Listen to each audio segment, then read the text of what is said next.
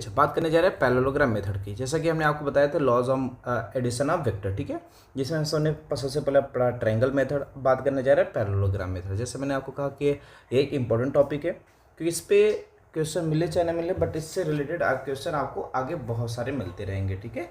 तो ये ध्यान समझते हैं पैरेललोग्राम मेथड है क्या। सुनो, पैरेललोग्राम मेथड में सीधा सा नाम से क्या लग रहा है कि ये पैरेललोग्राम अगर हम बना दूँ, क्या बना दूँ? अच्छा, पैरेललोग्राम। पैरेललोग्राम क्या होता है? किसे बोलते हैं? पैरेललोग्राम, जिसे तो पैरेललोग्राम, ठीक है। अगर इस तरह से अगर हम बना दें तो हमारा काम हो जाएगा। हमको इसी तरह से पढ़ाई करनी है, ठीक है। समझते हैं, ये ध्यान समझो पैरेललोग्राम मेथड। तो जैसे कि बच्चा, अगर मैं पैरेललोग्राम मेथड स्टार्ट करने से पहले मैं थोड़ी सी चीज़ आपसे मैं चर्चा करना चाहूँगा। क्या? ध्यान सुनो कि अगर बचपन में आपने कभी इस तरह से क्या कहते हैं कि ढक्कन को लेकर बहुत ही पतला करके इसमें 2 होल किए होंगे आपने, और इस तरह से रस्सी को बांधा होगा, ठीक। एक इधर बांधा होगा और एक इधर बांधा होगा, ठीक है। तो आपने इसको जब खूब ऐसे हाथों से, क्या नाम है, हाथों की मदद से आप इसे अंगूठे में फंसाते थे और इसको खूब घुमाया होगा, तो घुमाया होगा तो ये रस्सी जो है इस तरह से थोड़ी सी बंध जाती थी, इधर भी और इधर भी। फिर इसको आप खींचते थे इधर के फोर लगाकर इधर लगाकर, तो फिर ये आपने देखा होगा ये बहुत तेज नाचता था, मतलब घूमता था, ये मतलब रोटेट करता था, ठीक है। बहुत अच्छा। और उसके बाद इसको जब फिर आपको और तेज करना होता था तो आप इसको थोड़ा सा ढीला कर देते थे, तो यह ढक्कन जो है वह थोड़ा नीचे आ जाता था। फिर आप अगर कभी गौर करना, यह फिर आपके उंगलियों में थोड़ा सा इस तरह से हो जाता था, क्योंकि जब आप इसको ढीला करोगे बच्चा तो ये इस तरह से आ जाएगा, ठीक है। ये इस तरह से आ जाएगा और इस तरह से आ जाएगा। फिर आप अंगूठे की मदद से आप इसको इधर और इधर खींचते थे, तो ये ढक्कन जो है कहाँ जाता था? ये ढक्कन कहाँ जाता था भाई बताइए? ये ढक्कन आपने ध्यान दिया होगा, ये ऊपर की तरफ बढ़ जाता था। फिर ऊपर यहाँ पर आने के बाद फिर जब इसको आप खींचते थे दोनों तरफ लगा के, फिर एक खूब घूमता था, मतलब ये रोटेट करता था। बात में आ रही है? यार ये आदमी बन गया, कोई बात नहीं। फिर ये इस तरह से क्या करता था बच्चा? रोटेट करता था। बस मेरी मतलब ये ढक्कन यहाँ से ऊपर उठकर यहाँ पे आ जाता था, फिर इसको आप इधर लगा के फोर्स से आप खींचते थे, ठीक है। आपने ऐसा किया है कि नहीं किया है? बिल्कुल, अगर आपने किया है, बस उसी की चर्चा आज हम करने जा रहे हैं कि सर ऐसा क्यों होता है। अभी तो हम पूरी बात नहीं कर रहे कि रोटेट क्यों कर रहा है, अभी हम बस ये बात करेंगे कि ऊपर क्यों जा रहा है, और जा रहा है तो कितने फोर्स से जा रहा है। जैसे मैंने कहा ना कि आप इधर एक फोर्स लगा रहे हो और एक फोर्स F2 इधर लगा रहे हो, तो ये ढक्कन न तो F1 की तरफ गया ना तो F2 की तरफ गया। कहाँ गया? बीच में गया। अगर बीच में गया है तो इसका मतलब कोई ना कोई फोर्स बीच में लगा है कि नहीं लगा है, इसकी वजह से यह बीच में जा रहा है। जैसे अगर मैं आपको सिंपल बताना चाहूँ तो मान लो एक कुआं है, ठीक है, इस तरह से कुआं है। यहाँ पे एक आदमी मान लो इस कुएं में गिर गया, ठीक, और यहाँ पे 2 आदमी इसको खींचने का प्रयास कर रहे हैं। एक आदमी ने रस्सी यहाँ से बांधी, इधर से खींचा, एक आदमी ने रस्सी इधर से बांधी और इधर से खींचा। आप यहाँ पे खड़े हो, ठीक है, इसको खींच रहे हो। यहाँ पे एक आदमी है, यह आदमी इस आदमी को खींच रहा है, ठीक है। दोनों लोग पकड़ के आप खींच रहे हो, इधर इधर इधर लगा के फोर्स लगा के खींच रहे हो। तो ये बताओ ये आदमी जाएगा कहाँ? ये मान लो फर्स्ट है, ये सेकेंड है और ये थर्ड है। तो बताओ पहला वाला आदमी किधर जाएगा? क्या पहले दूसरे वाले की तरफ जाएगा कि तीसरे वाले की तरफ जाएगा, कि न तो दूसरे न तो तीसरे, वो बीच में भागेगा? जाहिर सी बात है वो बीच में भागेगा। अब जाहिर सी बात है अगर बीच में भाग रहा है, मान लो इधर इस आदमी ने फोर्स F1 लगा दिया, इधर फोर्स F2 लगा दिया। सर अगर हम F1 की वैल्यू ज़्यादा लगा दे तो F2 से, बच्चा कुछ भी आप लगा लो, यह आदमी कभी भी इसकी तरफ नहीं जाएगा। अगर भले इसकी F1 की वैल्यू ज़्यादा है, F1 की वैल्यू क्या है बच्चा? ज़्यादा है, लेकिन फिर भी यह आदमी कभी भी इसकी तरफ नहीं जाएगा। कारण क्या है कि इधर भी तो फोर्स लग रहा है ना, ये तीसरा वाला भी तो लगा रहा। तो जाहिर सी बात है बच्चा कि ये आप F1 की वैल्यू बढ़ा लो, हाँ, तभी ये F2 की तरफ 2 की तरफ जाएगा जब F1 टेंसिंग टू इनफाइनाइट हो जाएगा। मतलब जब F1 बहुत बड़ा हो जाएगा F2 से, जिसे टेंस टू इनफाइनाइट बोलेंगे, ठीक है, तब यह क्या करेगा? दूसरे वाले की तरफ जाएगा, अदरवाइज जाने वाला नहीं है। बात समझ आ रही है? तो अब बात आती है सर क्यों नहीं जाएगा, और अगर नहीं जा रहा है तो इसका मतलब ऊपर जा रहा है। अगर ऊपर जा रहा है तो सर जैसे कि हमने मान लिया F1 की वैल्यू 8 न्यूटन है, F2 की वैल्यू 6 न्यूटन है, तो ये बीच में भाग रहा। तो अगर बीच में भाग रहा होगा तो जाहिर बात है कोई ना कोई फोर्स बीच में लग रहा होगा। अगर कोई ना कोई फोर्स बीच में लग रहा है तो बात आती है सर इस फोर्स की वैल्यू क्या है, क्योंकि हम साइंस के स्टूडेंट हैं और साइंस के स्टूडेंट बच्चा कि कोई भी चीज़ हो रही है तो उसकी पर्टिकुलर वैल्यू जानने की इच्छा रखते हैं। क्योंकि आर्ट्स के बच्चों को क्या है कि देख बच्चा इधर 4 लगा दिया, F1 लगा दिया, इधर F2 लगा दिया, बीच में भागेगा, एक्सपेरिमेंट करके दिखा गया, उनको इमेजिन करा दिया। ये बात अच्छी समझ में आ गई आर्ट्स के बच्चों को। लेकिन हम साइंस के स्टूडेंट्स हैं, अगर साइंस के स्टूडेंट है तो जाहिर सी बात आती है, सर ये बीच में जा रहा है, अच्छी बात है, हमको तो समझ में आ गया, आपने इसको इमेजिन करा दिया, कोई दिक्कत नहीं है। लेकिन अब कितने से जा रहा है ये मुझे आप बताओ, तो भाई हमको समझ में आएगी ना भाई। क्योंकि जब तक पूरा कैलकुलेशन के साथ हम बातें ना करें, एक पर्टिकुलर डाटा के साथ ना बात करें, तो हमारे लिए साइंस का कोई मतलब ही नहीं रह जाएगा। बात समझ आ रही है? क्योंकि साइंस का मतलब है कि कोई भी चीज़ अगर हम बोल रहे हैं तो उसकी पर्टिकुलर वैल्यू होनी चाहिए। अगर याद हो तो मैंने आपको स्टार्टिंग में आपको पढ़ाया हुआ था, जब यूनिट वेक्टर पढ़ा रहा था, यूनिट मेजरमेंट, तो मैंने आपको बताया था साइंस में, हमारे साइंस में, फिजिक्स में वही चीज़ें आएंगी जिसको हम मेजर और इमेजिन कर पाएंगे। तो इमेजिन तो कर पा रहे हैं अब, लेकिन साथ साथ क्या करना जरूरी है? अच्छा, मेजर भी करना जरूरी है, क्योंकि बिना मेजर के हम बात नहीं कर सकते। बात समझ आ रही है? बहुत अच्छी बात। तो आज हम सब बात करने वाले हैं कि इसी रिजल्टेंट फोर्स की बातें करेंगे, ठीक है? तो आइए ध्यान समझते हैं। Force is a vector quantity. Force कैसी क्वांटिटी बच्चा? Vector quantity. Force is vector quantity, ठीक। और आपको याद है मैंने पहले लेक्चर में आपको फोर्स के बारे में बताया हुआ था, टाइप्स ऑफ क्वांटिटीज के बारे में, ठीक है? तो चलिए, तो अब हम यहाँ पे बार बार फोर्स ना लिखेंगे हम, क्योंकि बच्चा एक ही तो वेक्टर है नहीं, डिस्प्लेसमेंट है, एक्सेलरेशन है, बहुत सारी चीज़ें हैं कि हमारे वेक्टर क्वांटिटीज़ हैं। बात समझ रही? तो अगर बहुत सारी है तो जाहिर बात अगर मैं फोर्स को बनाऊंगा तो आपके दिमाग में चलेगा सर आप फोर्स के बारे में बात कर रहे हो। एक्चुअल में बहुत सारी वेक्टर क्वांटिटी है, तो इसलिए हम यहाँ पे एक जनरल नाम देना चाहेंगे जिससे कि हमको हर चीज़ में लगाने में आसानी हो जाए। इसलिए हम यहाँ पर आगे जब हम डेरिवेशन करने जा रहे हैं, ये फोर्स जो नेट फोर्स के हमने नाम दिया, तो अब नेट फोर्स का जो हमने नाम दिया, अब इसका एक हम जनरल नंबर नाम लिखने जा रहे हैं जिससे कि आप हर किसी में लगा लो। कि अगर मैं फोर्स लिखूंगा तो आपके दिमाग में फोर्स की ही कहानी चलेगी, ठीक है? इसलिए हम जनरल नाम देने जा रहे हैं। जैसे आइए समझते हैं। मैंने कहा कि मान लेते हैं एक वेक्टर है हमारा यह ए, और एक वेक्टर है हमारा यह बी, ठीक। यह वेक्टर ए है और यह वेक्टर बी है, इनके बीच का एंगल हमको थीटा दे दिया है, ठीक है? कहा कि दोनों वेक्टर के बीच का फोर्स थीटा है। आप वेक्टर में बोल रहा हूँ लेकिन आप समझना फोर्स, ताकि फोर्स से तुमको थोड़ी सी फीलिंग आती रहेगी कि हाँ ये है एक्चुअल में क्या चीज़, ठीक है? क्योंकि अगर मैं वेक्टर बोलूँगा तो आपको ज़्यादा समझ नहीं आएगा कि वेक्टर है क्या यार। इसलिए मैंने आपको एग्जाम्पल में फोर्स ही लिया, मैंने डिस्प्लेसमेंट नहीं लिया, मैंने एक्सेलरेशन नहीं लिया, हमने फोर्स की कहानी बताई, क्योंकि फोर्स जो है ना थोड़ा जल्दी फील हो जाता है, बस इसलिए। तो इसलिए ए और बी को आप क्या समझना? फोर्स ही समझना। तो ये बात तो क्लियर है बच्चा कि इस ब्लॉक पर, यहाँ पे एक छोटा सा ब्लॉक मान लेते हैं हम, इस ब्लॉक पर दो फोर्स लग रहे हैं, एक फोर्स ए और एक फोर्स बी। तो ये बात तो क्लियर है कि बच्चा इसका रिजल्टेंट कहाँ जाने वाला होगा? क्या ये बीच में जाएगा? रिजल्टेंट कहाँ जाएगा बच्चा? बीच में जाएगा। अब रिजल्टेंट अगर बीच में जा रहा है, क्योंकि मैंने अभी आपको समझाया ना कि नेट फोर्स कहाँ जाएगा? बीच में जाएगा। तो अगर नेट फोर्स बीच में जा रहा है तो जाहिर सी बात हम साइंस के स्टूडेंट है, तो हमको ये रिजल्टेंट की वैल्यू निकालने आनी चाहिए। तो अब बातें करने जा रहे हैं कि इस रिजल्टेंट की वैल्यू क्या होगी, ठीक है? आइए ध्यान समझते हैं इस रिजल्टेंट की वैल्यू। हमको बस दो तीन चीज़ें दी गई हैं। क्या क्या बोला गया है? ध्यान सुनो। हमसे बोला गया है कि एक फोर्स ए है और एक फोर्स बी है, उनके बीच का एंगल थीटा है, हमको रिजल्टेंट बताना है। मतलब ये बात तो क्लियर हो गई। जब डाटा हमको इतना दिया है तो हमारा आंसर भी ए बी एंड थीटा के टर्म में ही आना चाहिए और कुछ के टर्म में नहीं आना चाहिए। बस मेरी, क्योंकि हमको जो क्वेश्चन दिए गए हैं हमारे आंसर भी उसी तरीके से होने चाहिए, ठीक है? बहुत अच्छी बात। तो जैसा कि हमने आपको सिखाया था कि पैरेलल शिफ्टिंग वेक्टर, किसी वेक्टर को पैरेलल शिफ्ट करो, वेक्टर पे कोई फर्क नहीं पड़ता। अगर मैं बी को उठाकर यहाँ पर रखना चाहूँ तो क्या बी को मैं यहाँ पर रख सकता हूँ बच्चा? क्या यह वेक्टर बी होगा? बिल्कुल। और ए को उठा कर ऊपर रख दूँ तो कोई दिक्कत नहीं। तो क्या यह वेक्टर ए हो जाएगा? क्या बच्चा पैरेललोग्राम बन रहा है? बिल्कुल बन गया। तो इसलिए हम इसको क्या बोलते हैं बच्चा? Parallelogram method. आइए अब ध्यान समझते, सुनना मेरी बातों। अब हमको रिजल्टेंट आर निकालना है। क्या बच्चा तुम ध्यान से देखो, यह वेक्टर ए है, यह वेक्टर ए है। मैं इसको दूसरा कलर कर देता हूँ, ध्यान सुनो। कौन सा, ठीक है? ए वेक्टर ए है और ये वेक्टर बी है, इसका रिजल्टेंट आर। याद करो ट्रायंगल लॉ में भी यही लिखाया था आपको कि वेक्टर ए है, सबसे पहले वेक्टर ए के हेड से वेक्टर बी को ड्रॉ करते और जो रिजल्टेंट आता था उसे हम वेक्टर ए प्लस बी लिखना सिखाया आपको, याद है? तो जो रिजल्टेंट वेक्टर आर होगा उसको हम वेक्टर ए प्लस वेक्टर बी लिखेंगे।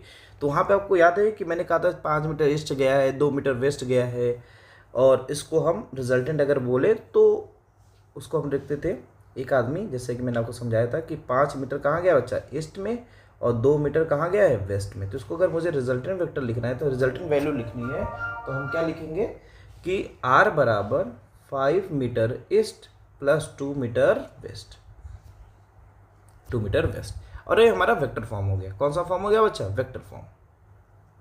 लेकिन वेक्टर फॉर्म अभी बच्चों को ज़्यादा नहीं समझ आया, क्यों, क्योंकि पहली बार पढ़ रहे हैं, ठीक है। तो इसलिए उनको थोड़ा सा दिक्कत होती है कि वेक्टर फॉर्म क्या हो रहा। हमसे इससे अच्छा तो मैं इनसे बता देते थे कि इसका डिस्प्लेसमेंट सर 3 है, लेकिन बच्चा इसको जो आप ऐड करोगे ना, इसको सॉल्व करोगे तो इसका भी आंसर 3 ही आएगा। अब बात आती सर ऐसे कैसे हो गया, 5 + 2 आप 3 बता रहे हो। हाँ बच्चा, बस थोड़ा धैर्य बना के रखो, अब धीरे धीरे सब हो जाएगा, ठीक है। चलिए ध्यान समझते हैं। तो वेक्टर r बराबर क्या होगा, a प्लस बी। क्लियर, बहुत अच्छा। तो बच्चा हमको ये रिजल्टेंट r निकालना है। तो अभी तक जितना हमने पढ़ाई किया है, तो थोड़ा सा आप ध्यान से देखो। अभी तक हम ट्रायंगल में एक ही फार्मूला जानते हैं, वह है पाइथागोरस थ्योरम। कौन सा है बच्चा, पाइथागोरस थ्योरम। उसमें क्या होता है, ध्यान सुनो। ए एंगल अगर थीटा है तो इसे हम बोलते हैं बेस, इसे बोलते हैं परपेंडिकुलर, और इसे क्या बोलते हैं, हाइपोटेनस, ठीक है। और इसमें आपको बताया गया है, जैसा कि हम जानते हैं कि हाइपोटेनस का स्क्वायर इज इक्वल टू होता है बेस का स्क्वायर प्लस परपेंडिकुलर का स्क्वायर। एक यही फार्मूला हम ट्रायंगल में जानते हैं, ठीक है।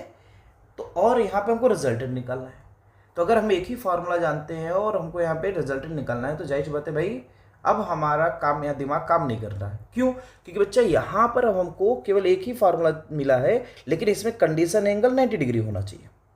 क्या होना चाहिए, 90 डिग्री। तो यहाँ पे भी देखो 90 बन रहा नहीं, यहाँ पे 90 बन रहा नहीं, यहाँ पे तो थीटा दिया, यह भी 90 नहीं है, यह भी 90 नहीं है। तो जाहिर सी बात है हम हार भी नहीं मानेंगे, सोचने का प्रयास करते कैसे करते हैं, ठीक है। हमको रिजल्टेंट भी निकालना है और हमको 90 डिग्री दिया भी नहीं है। तो हमने क्या किया, यहाँ पर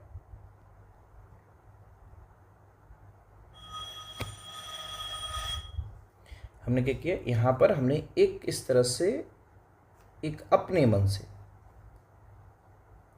एक लाइन ड्रॉ किया, यहाँ से भी लाइन ड्रॉ कर दिया, ठीक। अब इसको मैं नेमिंग कर देना चाहता हूँ। इसको मैं नेमिंग कर रहा हूँ। मान लेते हैं इसे हमने नाम दिया P, इसे Q, इसे R, इसे S और इसे T हमने नाम दे दिया, ठीक है। बहुत अच्छी बात। तो बच्चों, तो ध्यान से देखो, क्या ट्रायंगल PRT, ठीक है, क्या राइट एंगल ट्रायंगल दिख रहा, क्या दिख रहा बच्चा, राइट एंगल ट्रायंगल,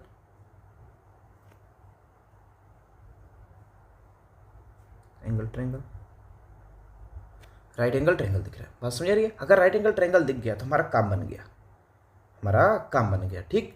तो अब ध्यान सुनो अच्छा, देखो राइट एंगल ट्रायंगल बन गया, तो PR is a hypotenuse and PT is a base and RT is a perpendicular. तो हम जानते हैं बच्चा, हाइपोटेनस का square is equal to base का स्क्वायर प्लस परपेंडिकुलर का स्क्वायर। तो हाइपोटेनस कौन हो गया बच्चा हमारा, PR का होल स्क्वायर बराबर बेस कौन सा है बच्चा हमारा, PT का होल स्क्वायर प्लस RT का होल स्क्वायर।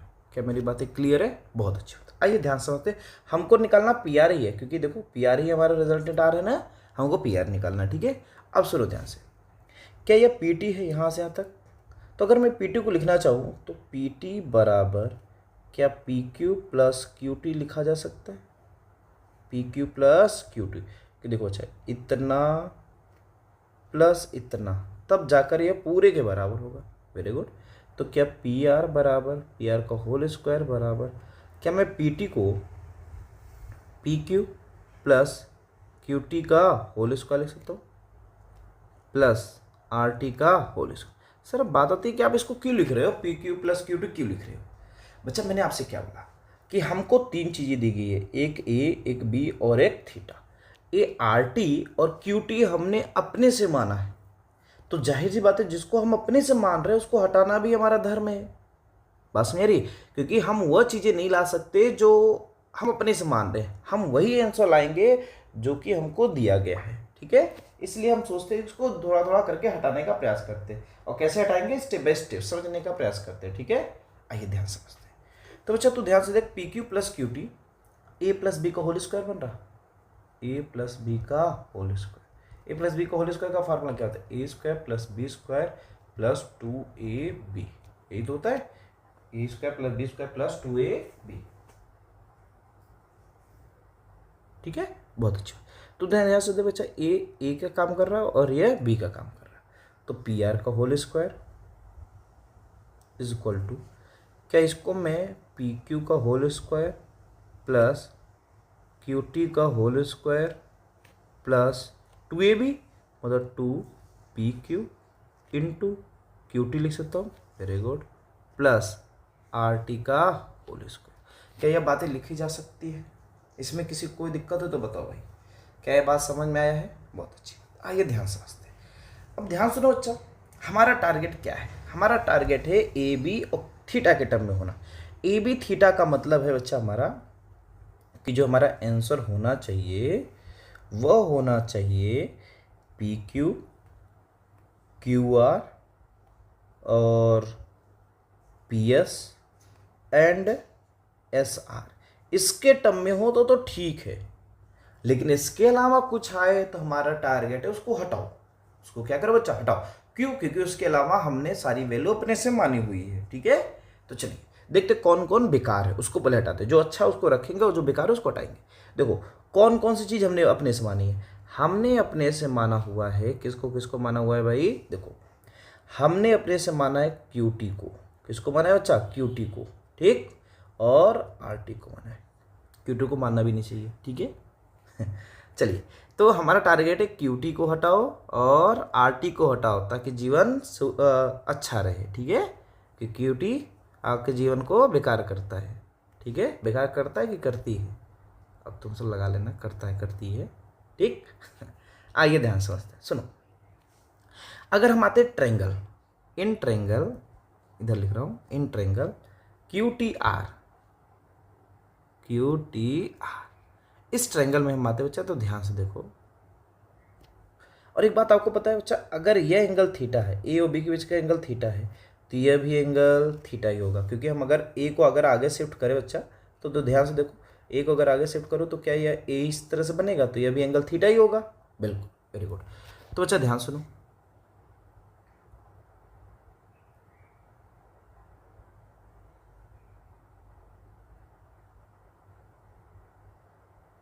ठीक है।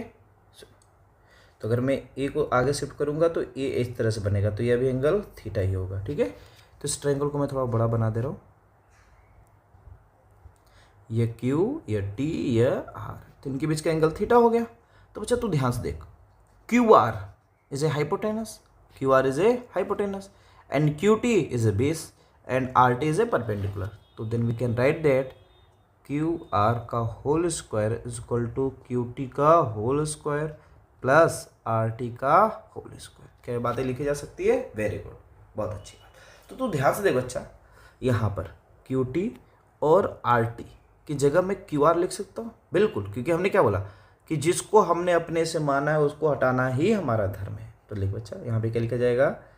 पी आर का होल स्क्वायर बराबर पी क्यू का होल स्क्वायर प्लस, जो अच्छा है उसको रहने देते हैं, 2pq into Q T. Sir Q T तो बेकार है? हाँ बिल्कुल बेकार है बच्चा, अभी रुकिए रहो, आराम से हटा दें, अचानक से हटा देगा तो बहुत तकलीफ होगी, इसलिए धीरे धीरे, ठीक है। तो Q T plus R T का होल स्क्वायर बराबर हम क्या लिख सकते हैं बच्चा? क्यू आर का होल स्क्वायर। क्या यह बात सभी को समझ में आई है यहाँ तक? वेरी गुड, बहुत अच्छी बात। अब आइए ध्यान समझे बच्चा, सुनना मेरे तो, इतनी बात तो क्लियर हो गई, ठीक है। अब सुनो, अब देखो, अब कौन बेकार है उसको देखते हैं, चूज करते हैं। पी क्यू, पी आर अच्छा वाला बच्चा है क्योंकि हमको दिया है पी आर, ठीक है, पी आर भी होना चाहिए, ठीक है। पी आर ही तो निकालना है हमको, पी आर वाला अच्छा है क्योंकि हमको वही निकालना है। पी क्यू अच्छा वाला बच्चा है क्योंकि हमको दिया है, और पी क्यू अच्छा वाला बच्चा है। क्यू आर हमको पता है, क्यू आर दिया है ना बच्चा, हमको यही तो निकालना है, पी क्यू और क्यू आर। लेकिन एक गंदा वाला बच्चा कौन है? Q T. तो हमारा टारगेट क्या हो गया? क्यू टी को हटाओ, क्यू टी को हटाओ, ठीक। चलिए आइए हटाते हैं और जीवन को सफल बनाते हैं, ठीक। चलिए ध्यान समझते बच्चा, हमारा टारगेट है क्यू टी को हटाओ। अब हम ट्रायंगल वापस इसी ट्रायंगल में आते हैं, इस ट्रायंगल में क्यू टी आर में। किस में आते हैं बच्चा? क्यू टी आर में। सुनना ध्यान से, क्यू टी आर। तो अब हमारा टारगेट है क्यू टी को हटा के क्यू आर में करो। तो बच्चा हम जानते हैं कॉस थीटा बराबर, कॉस थीटा बराबर क्या होता है? Base upon hypotenuse. बेस कौन सा हो गया? Q T. हाइपोटेनस कौन हो गया? Q are. तो बताओ क्यू टी बराबर कितना हो जाने वाला होगा? क्या क्यू आर कॉस थीटा होगा? अब बच्चा बात आती है कि सर यहाँ पे साइन क्यों नहीं लिया? अगर मैं यहाँ पे साइन ले लेता बच्चा, देखो अगर मैं साइन थीटा ले लेता तो साइन थीटा बराबर क्या यह R T upon Q R होता? आर टी अपॉन क्या होता? Q R. तो मैं अगर इसको लिखना भी चाहूँ R T upon Q R, तो आर टी बराबर अगर मैं लिखना चाहूँ तो क्या लिखूंगा? Q R sine theta. तो बच्चा यहाँ पे आर टी तो है ही नहीं ना, तो हम क्यों लेंगे उसको साइन को? इसलिए हम साइन को नहीं लेंगे। किसको लेंगे? कॉस को। तो क्यू टी बराबर क्या आ गया? Q R cos theta. तो क्यू टी की जगह रखो। आइए ध्यान समझते बच्चा। चलिए, तो पी आर का होल स्क्वायर, पी आर का होल स्क्वायर बराबर पी क्यू का whole square plus 2। P Q की जगह क्या लिखा जाएगा? पी क्यू की जगह पी क्यू ही लिखा जाएगा। हाँ, क्योंकि अच्छा वाला बच्चा है। क्यू टी की जगह क्या लिखा जाएगा बच्चा? Q R cos theta, Q R cos theta plus Q R का होल स्क्वायर। तो अच्छा वापस आते हैं यहाँ पर। देखो ध्यान से देखो यहाँ पर, क्या जो हमारा पी क्यू है, P Q is equal to vector A है, और क्यू आर जो है क्या वह वेक्टर बी है, और पी आर जो है क्या वह वेक्टर आर है कि नहीं? देखो ध्यान से, क्या पी क्यू इज हमारा वेक्टर ए है और Q R is a vector B है। क्या मेरी बातें क्लियर है? बहुत अच्छी। मैं इसको एक काम करता हूँ, इसको मैं मिटा देता हूँ। ओहो, हाईलाइट हो गया। हाईलाइट नहीं करना मेरे वाला, इसको मिटाते हैं, ठीक है, ताकि आपको थोड़ा सा अच्छा दिखिए, ठीक है, वरना ज़्यादा हो जा रहा था तो आप घबरा जा रहे थे कि क्या क्या लिख दिया मास्टर ने। ठीक है, बहुत अच्छे। आइए ध्यान समझते हैं। सुनो बच्चों, सुनो। तो रखते हैं वैल्यू। अब देखो सारी वैल्यू क्या हमारे अच्छे वाले बच्चों के बीच में आ गई है? ठीक है, अच्छे बच्चे मतलब P Q Q R P S इसी में आ गया। ठीक है, पी एस आर आया चाहे नहीं आया, लेकिन हमारा काम इन्हीं तीनों चारों में से हो गया है। तो ठीक है, चलो रहने दो, तो नहीं मिटा दो। तो देखो पी आर की जगह हम क्या लिखेंगे बच्चा? आर। अब यहाँ मैग्नीट्यूड निकाल रहे हैं, तो मैग्नीट्यूड निकालते तो वेक्टर नहीं लगाते। ठीक है, तो इसको लिखने का तरीका होता है मॉड ऑफ आर, या तो आर, हम नॉर्मली आर लिखेंगे। ठीक है, बराबर, वो देखिए रूट क्या लग रहा है भाई, क्या स्क्वायर है तो स्क्वायर। ठीक है, बराबर। अब पी क्यू मतलब हमारा क्या है? ए, तो ए के square plus 2 P Q a Q R b into cos theta plus Q R is a b का होल स्क्वायर। तो अच्छा आर स्क्वायर बराबर हमारा क्या हो गया? A square plus b square plus 2ab cos theta. तो आर बराबर क्या आ गया बच्चा? रूट में a square plus b square plus 2ab cos theta. क्या ये बात समझ में आई है? क्या ये आर की वैल्यू समझ में आई भाई लोग? किसी कोई दिक्कत? समझ आया ना? बहुत अच्छा। आइए ध्यान से समझते हो। अच्छा सुनो, क्या आर की वैल्यू आ गई? बहुत अच्छी। अब इसको अगर थोड़ा सा लिखने का तरीका देखो तो बच्चा आर को हम लिख सकते हैं मॉड ऑफ वेक्टर आर। क्या लिख सकते हैं? मॉड ऑफ वेक्टर आर, या mod of A plus B. Mod of A plus B, mod का मतलब होता है बच्चा मैग्नीट्यूड ऑफ आर। मॉड कहीं पे लगा तो उसका मतलब होता है मैग्नीट्यूड। इसका मतलब क्या होता है बच्चा? मैग्नीट्यूड होता है। ठीक है, तो कभी भी आपको आर दे दे या मॉड ऑफ आर दे दे या वेक्टर ए प्लस बी का मॉड दे दे, तो इसका मतलब हमसे आर की वैल्यू निकालने को बोल रहा है, मॉड ऑफ आर निकालने को बोल रहा है। क्या बोल रहा है बच्चा? मॉड ऑफ आर निकालने को बोल रहा है। क्या ये बातें क्लियर हुई है? कोई दिक्कत? बहुत अच्छी। आइए ध्यान समझते हैं, सुनना मेरे को। ये बात तो आ गया सर, बहुत अच्छी बात, रिजल्टेंट आ गया। क्या आ गया बच्चा? रिजल्टेंट आ गया। हमने आर की वैल्यू निकाल ली, आर की वैल्यू हमने निकाल ली, बहुत अच्छी बात है। सर अगर आर निकाल लिया तो यह जो हम पढ़ रहे हैं वेक्टर क्वांटिटी है। कौन सी क्वांटिटी है? वेक्टर क्वांटिटी है। बहुत अच्छी बात। अगर ये वेक्टर क्वांटिटी है तो जाहिर सी बात है, सर आपने तो पढ़ाया है कि अगर वेक्टर क्वांटिटी तो उसमें मैग्नीट्यूड भी होगा और डायरेक्शन भी होगा। तो आपने जो निकाला ये क्या निकाला? यह निकाला बच्चा मैंने मैग्नीट्यूड निकाला। क्या निकाला? यह जो आर हमने निकाला यह मैग्नीट्यूड निकाला। तो सर ये तो स्केलर हो गया। तो ये क्या हो गया? स्केलर हो गया। अब स्केलर हो गया तो जाहिर बात हमको वेक्टर भी चाहिए। क्या चाहिए भाई? वेक्टर चाहिए। तो अगर वेक्टर चाहिए तो मैग्नीट्यूड के साथ साथ क्या होना चाहिए? डायरेक्शन। मतलब अब हमको आर का क्या निकालना है बच्चा? डायरेक्शन। अगर मैं आर का डायरेक्शन निकाल दूं तब इसे बोलूंगा इट इज अ वेक्टर, क्योंकि केवल और केवल मैग्नीट्यूड निकालने से ये तो स्केलर बना। ठीक है, तो आइए बात करते हैं सर इसका डायरेक्शन कैसे निकालेंगे। तो पहले समझते हैं what is the direction. What is the direction, फिर आप आराम से निकाल लेंगे। ठीक है, ध्यान समझो। डायरेक्शन की हम बात करते हैं। हम किसकी बात करते हैं बच्चा? डायरेक्शन। देखो डायरेक्शन क्या है। डायरेक्शन समझने से पहले मैं थोड़ी सी बेसिक चीज़ आपसे बात कर रहा हूँ। देखो ये ईस्ट आप जानते हो, इसे वेस्ट बोलते हैं, इसे नॉर्थ बोलते हैं, उसे क्या बोलते हैं बच्चा? साउथ बोलते हैं। ठीक है, बहुत अच्छी बात। और आपको अच्छे तरीके से पता होगा इसे पॉजिटिव एक्स बोलते हैं और इसे नेगेटिव एक्स बोलते हैं और इसे पॉजिटिव वाई बोलते हैं और इसे नेगेटिव वाई बोलते हैं। बात क्लियर है? बहुत अच्छी बात। आइए ध्यान से समझो। और एंगल ऑलवेज कंसीडर, जैसा कि मैंने कहा कि angle always consider from positive axis. Angle always consider from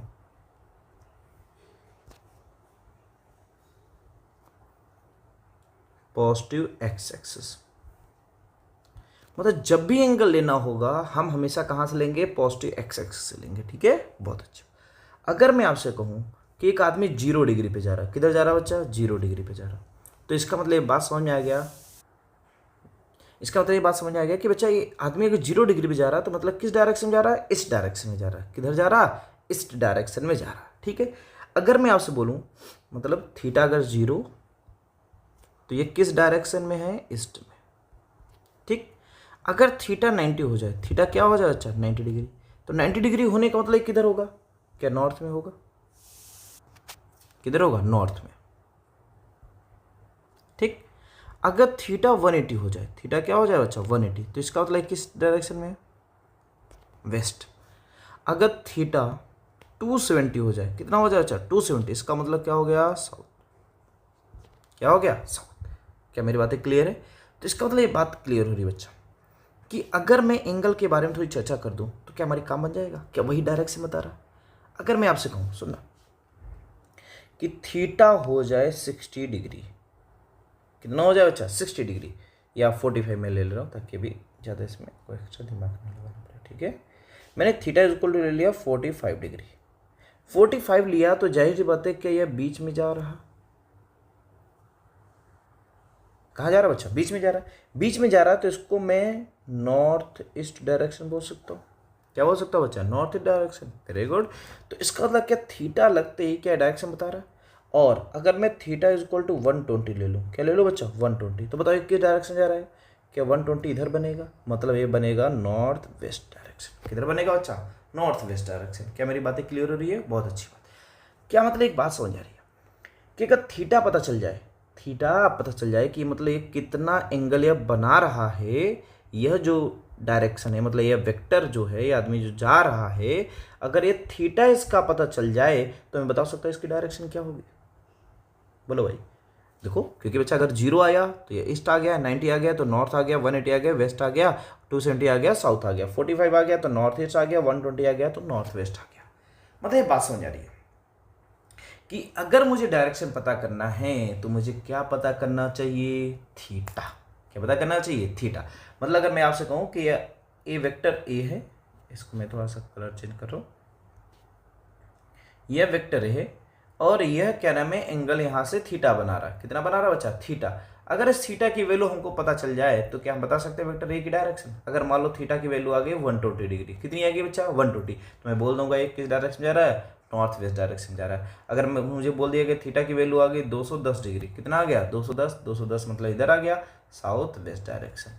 क्या मेरी बात क्लियर हो रही है? बहुत अच्छी बात। तो इसका मतलब क्या है कि अगर मैं इसको समराइज करके एक बार बोलना चाहूँ तो अगर मुझे किसी भी चीज़ का डायरेक्शन चाहिए तो मुझे उसका एंगल निकाल लेना चाहिए। क्या निकाल लेना चाहिए? अच्छा, एंगल। अगर एंगल निकल जाएगा तो हमारा काम बन जाएगा। तो आइए ध्यान समझते हैं। तो हमने यहाँ पे आर का तो मैग्नीट्यूड निकाल लिया। क्या निकाल लिया? अच्छा, मैग्नीट्यूड। अब मुझे चाहिए इसका डायरेक्शन।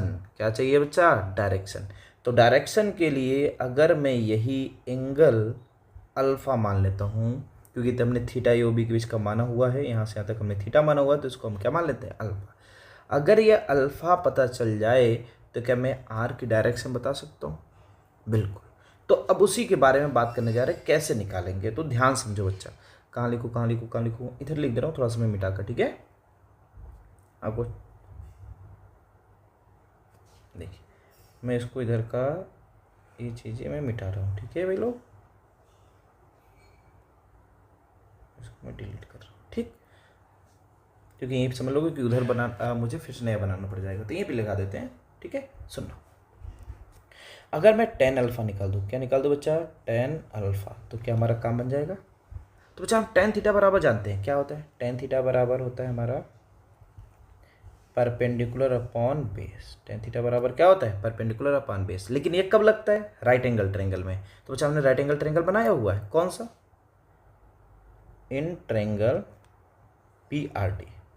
पी आर टी किस ट्रेंगल में बच्चा? P R T. तो बताओ टेन अल्फा बराबर क्या? परपेंडिकुलर, मतलब R T upon base. Base कितना बच्चा? P T. बेस हमारा पी टी। लेकिन जैसा कि हमने आपको बताया कि हम वही चीज़ें लेंगे जो हमको दिया है, जो अपने से माने उसको कभी नहीं लाएंगे। तो क्या बच्चा हमने किसको किसको अपने से माना हुआ है? हमने क्या क्यूटी को अपने से माना हुआ है, आरटी को अपने से माना हुआ है। तो इसका मतलब हमको हमारा टारगेट आरटी को हटाना है। तो बच्चा देखो, आरटी को अगर मैं लिखना चाहूँ आरटी तो आरटी लिखा, और पीटी को लिखना चाहूँ तो क्या बच्चा मैंने पी क्यू प्लस क्यूटी लिख सकता हूँ। अभी मैंने आपको समझाया, कहाँ गया कहाँ गया, यहाँ पर। पीटी को मैं पी क्यू प्लस क्यूटी को होल स्क्वायर लिख सकता हूँ। वेरी गुड, चलिए बहुत अच्छी बात।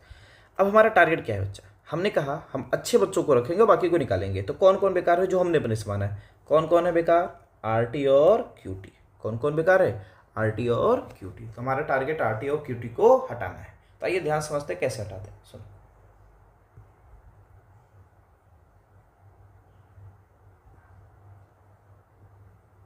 ठीक है? देखो अब कैसे हटाते हैं इसको, ध्यान समझते हैं बच्चा। आते ट्रायंगल में, उसी ट्रायंगल में आ जाओ, ध्यान से। इस ट्रायंगल में आते हैं, कौन सा? Q T R. Q T तुम्हारा पीछा नहीं छोड़ रही है भाई। और क्यू टी के बीच का एंगल कितना है बच्चा? थीटा, ठीक है? थीटा। अब ध्यान सुना, अगर मैं आपसे साइन थीटा की बात करूं, किसकी बात करूं बच्चा? Sine theta. तो साइन थीटा वाला क्या होता है? Perpendicular upon hypotenuse. परपेंडिकुलर कौन है? आर टी अपॉन हाइपोटेनस कौन है? Q are. तो बताओ आर टी बराबर कितना हो जाएगा? क्या क्यू आर साइन थीटा होगा? आर टी बराबर हमारा क्या हो जाएगा? Q R sine theta. Very good. उसी तरह से मैं कॉस थीटा की बात करूँ, किसकी बात करूँ बच्चा? Cos theta. कॉस थीटा बराबर क्या होगा? बेस अपॉन हाइपोटेनस, मतलब Q T upon Q R. तो बताओ क्यू टी बराबर कितना हो जाने वाला होगा बच्चा? क्यू टी बराबर हो जाएगा हमारा Q R cos theta. Q T बराबर हमारा क्या हो जाएगा? Q R cos theta. Very good, हमारा काम बन गया। रखो उठा उठाकर। तो टेन अल्फा बराबर, क्या मैं आर टी की जगह क्या लिख सकता बच्चा? Q R sine theta upon P Q को, तो पी क्यू वाला अच्छा वाला बच्चा है, प्लस क्यू टी की जगह क्या लिखूंगा? Q R sine theta. और जैसे मैंने आपको अभी बताया, अगर आपको याद हो तो ध्यान से देखो,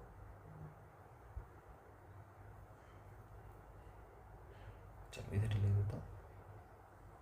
देखो पी क्यू जो है क्या वह वेक्टर ए है? क्यू आर जो है वह क्या वेक्टर बी है? तो बस कुछ नहीं, रखो यहाँ पर, इसको मैं कलर चेंज कर रहा हूँ, रखो। तो क्यू आर की जगह क्या लिखेंगे बच्चा? B sine theta upon P Q की जगह ए प्लस क्यू आर की जगह बी होते, हाँ sorry, Q R cos theta है। क्यू टी बराबर क्या बच्चा? Q R cos theta. चलो tan अल्फा बराबर हमारा क्या बच्चा आर टी बराबर कितना आया है Q R sine theta upon P Q अच्छा वाला बच्चा प्लस क्यू टी बराबर कितना आया है क्यू आर कॉस थीटा। ठीक, चलो तो क्यू आर बराबर हमारा कितना है Q R is a B and P Q is equal to a. तो हमने लिखा क्यू आर साइन थीटा को b sine theta upon P Q is equal to A plus Q R cos theta को Q R को हम क्या लिखेंगे बच्चा b cos theta. This is the tan alpha, this is the tan alpha. तो tan alpha का formula क्या है बच्चा हमारा बी साइन थीटा अपॉन ए प्लस बी कॉस थीटा। और ये tan अल्फा ही हमारा क्या बताएगा डायरेक्शन, क्या बताएगा बच्चा डायरेक्शन, क्या बताएगा डायरेक्शन। तो हमने क्या देखा बच्चा ध्यान समझ लेते हैं, एक बार फटाफट इसको रिकॉल कर लेते हैं कि अगर एक वेक्टर ए है और एक वेक्टर बी है, इसका इनके बीच का एंगल अगर थीटा है तो इसका जो रिजल्टेंट आर होगा तो आर बराबर हो जाएगा हमारा आर इज इक्वल टू हो जाएगा रूट में a square plus b square plus 2ab cos theta. और उसको लिखने का तरीका एक होता है मॉड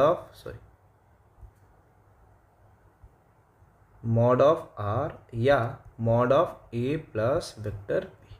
ठीक, और अब ये डायरेक्शन की बात करें तो this is the tan alpha. तो tan अल्फा का फार्मूला हमारा क्या है बच्चा B sine theta upon A plus B cos theta. This is this so the direction.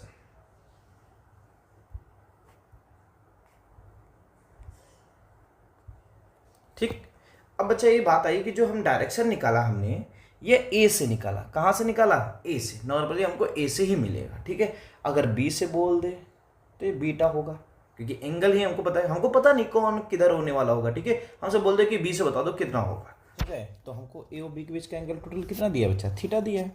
Suppose that अगर हम आपसे एक सिंपल सा अगर मैं बोल दूं कि मान लो ये ए है और ये बी है। ठीक है, ये वेक्टर ए है और ये वेक्टर बी है। ठीक, इनके बीच का एंगल हमको मान लो दे दिया है थीटा की वैल्यू दे दिया है 60 डिग्री। ठीक, और जो हमने अल्फ़ा निकाला ये रिजल्टेंट आर, जो ए से हमने एंगल अल्फ़ा निकाला वो अल्फ़ा आ गया 15। कितना गया भाई 15। और मैंने कहा बी से अगर मुझे निकालना है, कहाँ से निकालना है बी से, दिस इज द बीटा। तो बीटा कैसे निकालोगे, बीटा इज इक्वल टू क्या हो जाएगा थीटा की वैल्यू कितनी है थीटा माइनस अल्फ़ा बोल सकता हूँ। This is the beta, theta की वैल्यू कितनी है 60 माइनस अल्फ़ा की वैल्यू कितनी है 15, तो ये कितना हो जाने वाला होगा 45 डिग्री। ठीक है, उसी तरह से अगर मुझे बीटा की वैल्यू निकालनी है तो बीटा इज इक्वल टू कितना हो जाने वाला होगा हमारा theta minus alpha. Beta is equal to क्या हो जाएगा थीटा माइनस अल्फ़ा। क्लियर है, चलिए आइए क्वेश्चन को देखते हैं। अब जैसे क्वेश्चन ये पहला बोला है if two vector A and B in the same plane are inclined at angle theta and the resultant plane a plus b subtend an angle alpha with the direction a, then tan alpha is equal to a, then tan alpha equal to। हमसे बोल रहा है बच्चा कि tan alpha की value बता दो। हमसे बोला कि एक वेक्टर a है और एक वेक्टर b है।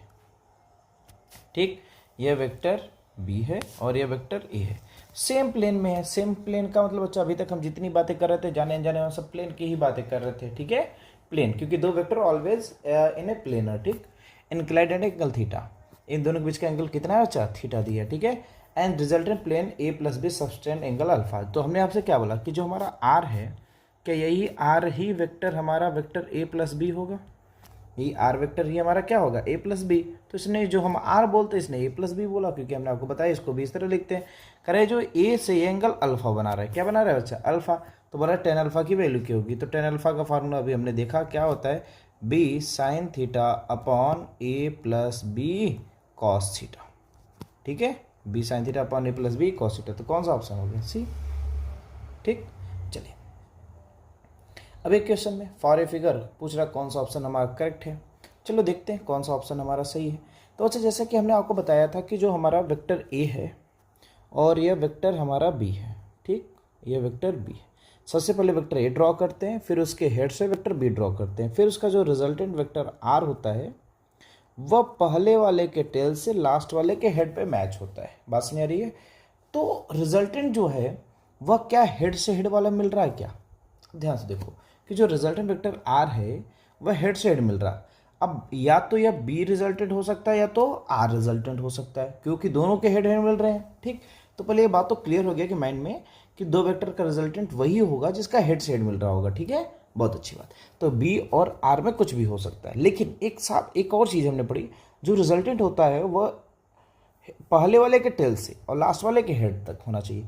मतलब समझाता हूँ, पर समझ हो कि एक तो इसका हेड से हेड मिलना चाहिए और दूसरा टेल से टेल मिलना चाहिए। तो जिसका टेल से टेल मिलेगा और हेड से हेड मिलेगा वही रिजल्टेंट होगा। जैसे बी में एक को तो सेटिस्फाई कर रहा है लेकिन दूसरे को सेटिस्फाई नहीं कर रहा, इसलिए बी नहीं होगा। कौन सा रिजल्टेंट होगा? आर। तो अगर आर बराबर मुझे लिखना है तो हम क्या लिखेंगे? वेक्टर ए प्लस वेक्टर बी। वैसे इसी क्वेश्चन में आते हैं, ध्यान से देखो। देखिए, एक सी है, ए है और बी है। तो पहला हमारा माइंड क्या कर रहा है कि रिजल्टेंट वही होगा जिसका हेड से हेड मिलना होना चाहिए। तो हेड से हेड देखो, इन दोनों का मिल रहा है, ए और बी का। किसका किसका मिल रहा है बच्चा? ए और बी का। ठीक, ए और बी का अगर हेड से हेड मिल रहा तो जाहिर सी बात है, ये बात तो क्लियर है कि इन्हीं दोनों में से कोई ना कोई एक होगा रिजल्टेंट। इन दोनों में से कोई ना कोई एक रिजल्टेंट होगा। तो हमने क्या बोला कि हेड से हेड मिले, वो बात तो ठीक है, और साथ साथ टेल से टेल भी मिलना चाहिए। तो देखो, जो वेक्टर ए का जो टेल है वह एक सी के साथ हेड के साथ मिला हुआ है, लेकिन बी का जो टेल है क्या वह टेल के साथ मिला हुआ है? बस बात खत्म। मतलब बी ही हमारा क्या हो गया? आर। बी ही हमारा क्या हो गया? आर हो गया। ठीक, तो vector B is a resultant vector, और यह पहला वेक्टर है और यह हमारा दूसरा वेक्टर। मतलब जो सी है this is the vector A, and जो ए है वह वेक्टर हमारा बी है, और जो बी है वह हमारा आर है। नहीं समझ आया? ठीक है, ध्यान समझो, मैं एक बार फिर समझा दे रहा हूँ। अब इसको ज़्यादा सोचना नहीं इसको, ठीक है, ध्यान सुनो। मैंने क्या बोला? पहले ये बात आपको क्लियर हुआ कि रिजल्टेंट कौन होगा? रिजल्टेंट वही होगा जिसका हेड वाला हेड के साथ होगा और टेल वाला टेल के साथ होगा। तो ये बात तो क्लियर हो गया कि बी इज ए रिजल्टेंट। और अच्छा, मैंने आपसे कहा कि रिजल्टेंट जो होता है वह पहले वाले के टेल से होना चाहिए। तो क्या यह किसके टेल से है? क्या सी के टेल से है? तो सी वाला ही हमारा पहला हो गया और ए हमारा क्या हो गया? दूसरा हो गया। तो हम जानते हैं कि वेक्टर आर जो होता है वो पहला वाला वेक्टर प्लस दूसरा वाला वेक्टर होता है, वही यहाँ पे लिख देना है। तो वेक्टर बी बराबर क्या हो जाएगा? Vector C plus vector A. समझाए? तो कौन सा ऑप्शन है? थर्ड ऑप्शन है। क्लियर है? बहुत अच्छा। आइए नेक्स्ट क्वेश्चन पे देखते हैं। तो क्या बोल रहा अच्छा, इस क्वेश्चन को देखो। Two forces each of magnitude F having resultant same magnitude F, the angle between of two forces is. ये हमसे क्या बोल रहा है कि दो फोर्सेस है जिनका मैग्नीट्यूड सेम है। इनका मैग्नीट्यूड क्या है? सेम, और रिजल्टेंट भी सेम मैग्नीट्यूड एफ के बराबर है। तो बोला इनके बीच का एंगल बता दो। तो इसका मतलब क्या है? Two forces each of magnitude F. तो जैसे टू फोर्सेस, जैसे कि हमने कहा दो फोर्सेस हैं, तो force is a vector quantity, तो हम एक ए मान लेते हैं और एक क्या मान लेते हैं बच्चा? बी मान लेते हैं। ठीक, तो इसका मतलब ए बराबर वेक्टर ए बराबर हम एक्स मान लेते हैं, वेक्टर बी बराबर भी एक्स मान लेते हैं। तो हमने कहा यहाँ पे ए बी नहीं दिया है, फोर्स दिया है, तो हम वेक्टर F1 बराबर एक्स मान लेते हैं, F2 बराबर भी एक्स मान लेते हैं। और इन दोनों का रिजल्टेंट जो होता है आर, क्या होता है बच्चा? आर। आर भी बोला है सेम ही मैग्नीट्यूड का है। आर भी क्या है बच्चा? सेम ही मैग्नीट्यूड का है। बात समझ आ रही है? इसको सॉरी, इसने एफ दे दिया तो आपको एक्स मानने की कोई ज़रूरत नहीं है। तो इसका मतलब आप इसे एफ मानो, इसको भी क्या मानो? एफ, इसको भी क्या मानो? एफ, क्योंकि हमको एफ बोल ही दिया है। अगर नहीं बोलता two forces of each of same magnitude resultant R same, तो हम इसको एक्स एक्स मान लेते, लेकिन हमको यहाँ पे बोल दिया कि एफ एफ ही है, तो जाहिर सी बात हमको एक्स मानने की कोई ज़रूरत नहीं है। ठीक है, तो बच्चा आर का फार्मूला हम क्या जानते हैं? आर इज इक्वल टू क्या होता है? रूट में a square plus b square plus 2ab cos theta. ठीक, यही होता है। तो बच्चा आर की वैल्यू हमारी कितनी है? एफ, तो यह क्या हो जाएगा? एफ। रूट हटा देंगे तो बच्चा एफ स्क्वायर हो जाएगा। ए की वैल्यू भी क्या है? एफ स्क्वायर, प्लस बी की वैल्यू भी क्या है बच्चा हमारा? एफ स्क्वायर, प्लस 2 ए की वैल्यू एफ, बी की वैल्यू भी एफ इंटू कॉस थीटा। तो एफ स्क्वायर से F square cancel, F square इधर आ जाएगा तो माइनस हो जाएगा, तो minus F square is equal to क्या हो जाएगा? 2f स्क्वायर कॉस थीटा, इधर आके डिवाइड हो जाएगा, तो कॉस थीटा बराबर क्या हो जाएगा? Minus F square upon 2f square. तो एफ स्क्वायर से एफ कैंसिल, कितना आ गया बच्चा? -1/2। और ये -1/2 किसकी वैल्यू होती है? Cos theta is equal to होता है 120 की वैल्यू होती है, sorry, cos theta is equal to कितना है बच्चा हमारा? -1/2। और एक किसकी वैल्यू होती है? Theta is equal to 120 degree की वैल्यू होती है। कितनी की वैल्यू होती है? 120। इसका कौन सा ऑप्शन है? बी। ठीक है, चलिए अब आपसे क्वेश्चन थोड़ा सा एक और बेसिक चीज़ थोड़ा समझ ले बच्चा, ध्यान सुनो। कभी कभी अगर आपसे बोल दे कि दो इक्वल फोर्स है, टू इक्वल फोर्सेस है, एफ एंड एफ, ठीक है, इनके बीच का एंगल 120 है। कितना है बच्चा? 120। कद इसका रिजल्टेंट बता दो। क्या बता दो भाई? रिजल्टेंट। तो आर बराबर फार्मूला क्या होता है? रूट में a square plus b square. तो ए की जगह कौन आ गया है? एफ, तो ये हो जाएगा एफ स्क्वायर। बी की जगह कौन आ गया? एफ, तो ये F square plus 2 F cos 120। तो रखो भाई यहाँ पर। तो आर इज इक्वल टू कितना आ गया? रूट में F square plus 2 F square cos 120 की वैल्यू -1/2। तो ये 2 से 2 कैंसिल। तो ये आर इज इक्वल टू कितना हो गया बच्चा हमारा? F square plus F square minus हो जाएगा minus F square, F square से एफ स्क्वायर कैंसिल। तो क्या बचा? रूट में एफ स्क्वायर। तो इसकी वैल्यू कितनी आ जाएगी? एफ आ जाएगी। तो आर की वैल्यू कितनी आ गई हमारी? एफ आ गई। ठीक है, तभी मैं एक दो चीज़ें और आपको बता दे रहा हूँ, तो वो याद कर लेना, हमारे लिए थोड़ा सा अच्छा हो जाएगा। अगर मान लो हमको बोल दे टू इक्वल फोर्सेस है या टू इक्वल वेक्टर बोल दे, इनके बीच का एंगल 90 डिग्री है। कितना है बच्चा? 90। ये एफ और ये एफ। अब इसका रिजल्ट में पूछ दे हमसे तो कोई बात नहीं। तो आर इज इक्वल टू क्या निकालेंगे बच्चा? रूट में F square plus 2 F cos 90। और कॉस 90 की वैल्यू कितनी होती है बच्चा? कॉस 90 की वैल्यू होती है 0, याद रखना। तो बच्चा किसी 90 की वैल्यू 0 होगी तो किसी में 0 को मल्टीप्लाई करोगे तो टोटल 0 हो जाएगा। किसी में 0 को मल्टीप्लाई करोगे तो टोटल कितना हो जाएगा? 0।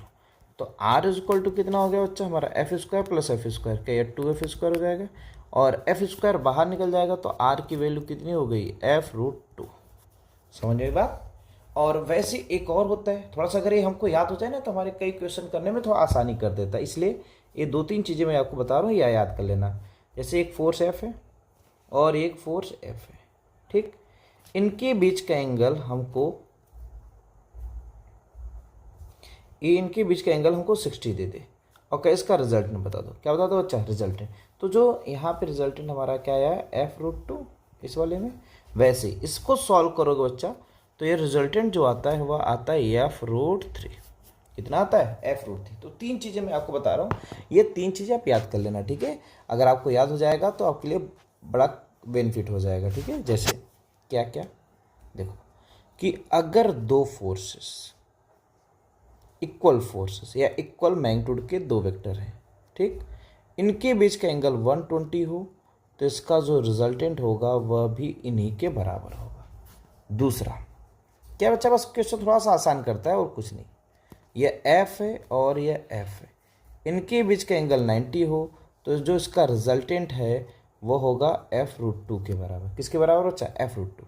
तीसरा, अगर ये फोर्स एफ है, यह भी फोर्स एफ है, इनके बीच का एंगल 60 डिग्री हो तो इसका जो रिजल्टेंट होता है आर वो होता है f√3 के बराबर। किसके बराबर होता है बच्चा? f√3। क्या 3 चीज़ें याद कर सकते हो आप, और 2 का मैंने प्रूफ दे दिया, तीसरा आप चाहें तो आप उसको निकाल सकते हैं, ठीक है। और ये तीनों याद कर लेना, अगर ये याद रहेगा तो हमको कई क्वेश्चन में थोड़ा जल्दी कैलकुलेशन करा देगा, ठीक। बहुत अच्छे। आइए नेक्स्ट क्वेश्चन।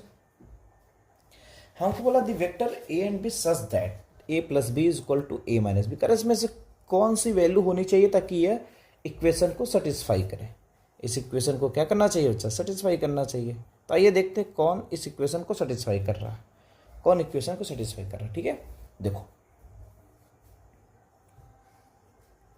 ध्यान से देखो बच्चा, क्या बोल रहा है कि a + b = 0, a + b = 0, ठीक। तो अगर a + b = 0 हो जाए तो इसकी टोटल वैल्यू 0 हो जाएगी। अगर इसकी टोटल वैल्यू 0 हो गई तो a वेक्टर माइनस b = क्या हो जाएगा? 0। तो वेक्टर a बराबर वेक्टर b। और ऐसा कुछ बोला नहीं कि a और b बराबर होंगे, तो इसका मतलब जरूरी नहीं कि a और b बराबर हों, तो ये गलत हो सकता है। वैसे ही अभी b वाला भी गलत। तीसरे वाले को देखता हूँ, वेक्टर a = 0 रखो। हमको क्या बोला? Vector a + vector b = vector a minus vector b। a = 0 रखो तो ये 0 हो गया। तो वेक्टर b = इसको 0 रखो तो ये हट गया, तो क्या आ गया? Minus vector b। ए भी पॉसिबल नहीं है। अगर मैं वेक्टर b = 0 रखता हूँ तो देखो वेक्टर a + वेक्टर b बराबर vector a minus vector b। अगर b = 0 रखा तो ये 0, b = 0, तो वेक्टर a बराबर वेक्टर a, यह पॉसिबल है। और पहला वाला पॉसिबल क्यों नहीं है? क्योंकि बच्चा इसलिए नहीं पॉसिबल है क्योंकि हमसे बोला नहीं है कि ए और बी आर इक्वल वेक्टर या इक्वल मैग्नीट्यूड के वेक्टर। अगर ऐसा बोला होता तो हमारा पहला भी सही होता, लेकिन ऐसा कुछ बोला नहीं है, तो हम कैसे बोल सकते हैं कि ए बराबर बी ही होगा? ठीक है, तो इसलिए पहला ऑप्शन गलत है, दूसरा भी गलत, तीसरा भी गलत, कौन सा ऑप्शन? फोर्थ है। ठीक है, बहुत अच्छा। नेक्स्ट क्वेश्चन बच्चा ध्यान से देखो, बोला है कि vector A is equal to B plus C and magnitude is of A B and C are 5 4 3 unit. बच्चा इसको देने का मतलब, अगर ये इस तरह से दिया है तो इसका मतलब वेक्टर ए की वैल्यू है 5, वेक्टर बी की वैल्यू है 4 एंड वेक्टर सी की वैल्यू है 3। तो हमसे बोल रहा है कि ए बी और सी की, ए एंड सी के बीच का एंगल बता दो। किसके बीच का एंगल बता दो बच्चा? ए और सी। अगर मैं उसका थोड़ा डायग्राम बनाने की प्रयास करूँ तो बच्चा तू ध्यान से देखो बच्चा, 3 4 5, ये क्या ट्रिपलेट वाला बन रहा है क्या, जिसमें राइट एंगल ट्रायंगल बनता है? कौन सा ट्रायंगल बनता है बच्चा? राइट एंगल ट्रायंगल बनता है। बहुत अच्छी बात। अगर राइट एंगल ट्रायंगल बन रहा तो ये बात तो क्लियर कि इसमें एक ट्रायंगल राइट एंगल होगा, ये बात तो इतना पता ही होगा आपको। ठीक है, चलिए तो ये ध्यान समझते हैं। मान लो ये वेक्टर ए है और सॉरी आप इसको इस तरह, क्योंकि जो ए है वह इनके बराबर है, बी प्लस सी के बराबर है, मतलब एक बी होगा और एक क्या होगा? सी होगा, क्योंकि ए की वैल्यू सबसे बड़ी है, तो इसका मतलब ए ही हमारा हाइपोटेनस होगा। ठीक है, दिस इज द वेक्टर ए। ठीक, और ये एंगल कितना हो गया हमारा? 90 डिग्री। ठीक है, हमसे बोल रहा, और ए की वैल्यू है हमारी 5, बी की वैल्यू है 4 और सी की वैल्यू है हमारी 3। ठीक है, हमसे बोल रहा है ए और सी के बीच का एंगल बता दो। किसके बीच का एंगल बताना बच्चा? ए और सी के बीच का। तो अगर ए और सी के बीच का एंगल चाहिए तो यही तो चाहिए। मान लो ये थीटा है हमारा, क्या बच्चा? थीटा, हमको थीटा चाहिए। तो ध्यान से देखो, cos theta is equal to क्या होता है? Cos theta is equal to क्या होता है? Base upon hypotenuse. और मैंने कहा जहां से एंगल बनता है उसी को बेस मानते हैं, तो इसमें बेस कौन हो जाएगा? 3। तो cos theta is equal to क्या हो जाएगा? 3/5।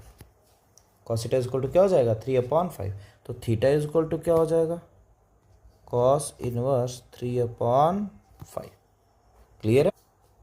ठीक, तो कॉस थीटा की वैल्यू कितनी आ गई बच्चा? 3/5। तो कौन सा आंसर है? Cos inverse 3/5। अब आता है साइन का, देख लो। अगर साइन देखो बच्चा कितना आएगा? Sine theta is equal to क्या होता है? Perpendicular upon hypotenuse, perpendicular upon hypotenuse. तो sine theta is equal to क्या होगा? क्योंकि बच्चा थीटा तो यह बेस हो गया और ये क्या हो गया हमारा? परपेंडिकुलर। ठीक, और ये हमारा हाइपोटेनस। तो परपेंडिकुलर कितना है? 4 और हाइपोटेनस 5। तो थीटा इज इक्वल टू क्या हो जाएगा? Sine inverse 4/5। तो यहाँ पे साइन कुछ है ही नहीं, तो डी वाला तो गलत हो गया, π/2 तो गलत हो गया, ये भी गलत हो गया। कौन सा सही है? फर्स्ट। क्लियर है? बहुत अच्छा। नेक्स्ट क्वेश्चन, आइए ध्यान समझते बच्चा। देखो क्या बोल रहा है? 2 forces are such that sum their magnitude is 18। मतलब हमसे बोल रहा है कि दो वेक्टर का जो सम है, मतलब a plus b, vector A plus b की वैल्यू हमको कितना दिया है? 18। ठीक है, ए प्लस बी की value 18। Magnitude of resultant is 12 newton, मतलब आर की वैल्यू हमको 12 न्यूटन दे दिया है। And resultant is perpendicular to smaller force. करो जो रिजल्टेंट वेक्टर है वह छोटे वाले के परपेंडिकुलर है। Then the magnitude of forces are, करो उस फोर्सेस की वैल्यू क्या होगी? मतलब हमसे बोला है कि दो फोर्सेस हैं जिनका सम जो है वह 18 है। ठीक है, मतलब ए प्लस बी की वैल्यू हमको दिया है 18, क्योंकि बच्चा यह एक मैग्नीट्यूड है 18, तो इसलिए स्केलर वेक्टर क्वांटिटी लिखी जाएगी। ठीक है, ए प्लस बी की वैल्यू 18 एंड रिजल्टेंट इज 12, मतलब आर की वैल्यू है हमारी 12। ठीक है, and their resultant is perpendicular to smaller force, मतलब कि अगर मैं एक वेक्टर ए मानूं और एक वेक्टर बी मानूं, ये ए है और ये बी है, तो इसका जो रिजल्टेंट है वह ऐसा बन रहा है। ठीक, मान लेते ए और बी के बीच का एंगल थीटा है, और बोल रहा है कि जो रिजल्टेंट है वह कितना एंगल बना रहा है। और बच्चा जो रिजल्टेंट एंगल बनाता है उसी को तो अल्फा बोलते हैं, तो अल्फा की वैल्यू हमको 90 दे दी है। अल्फा की वैल्यू क्या दे दिया है? 90। ठीक है, then magnitude of their forces, चलो मैग्नीट्यूड देख लेते हैं, ध्यान सुनो। ठीक है, बहुत अच्छी। देखो हम जानते हैं एक फार्मूला, हमको रिजल्टेंट का फार्मूला हम जानते हैं बच्चा, आर इज इक्वल टू क्या होता है फार्मूला?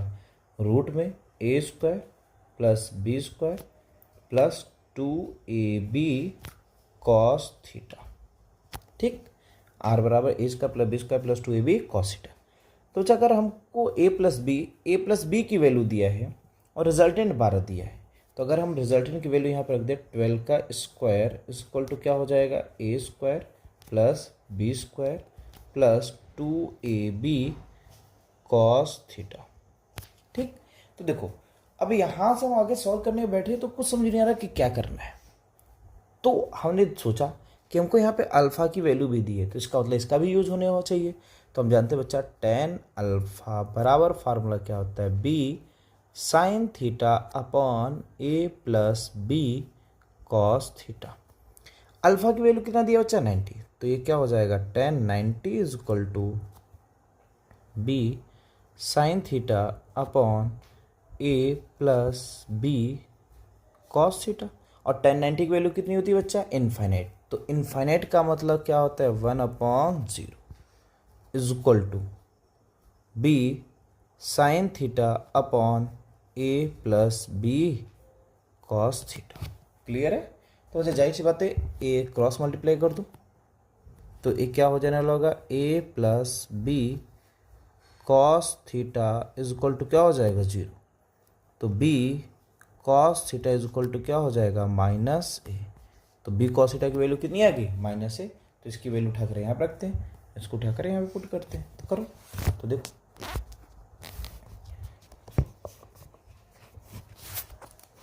देखो ध्यान से कैसे करेंगे अब इसका सॉल्व।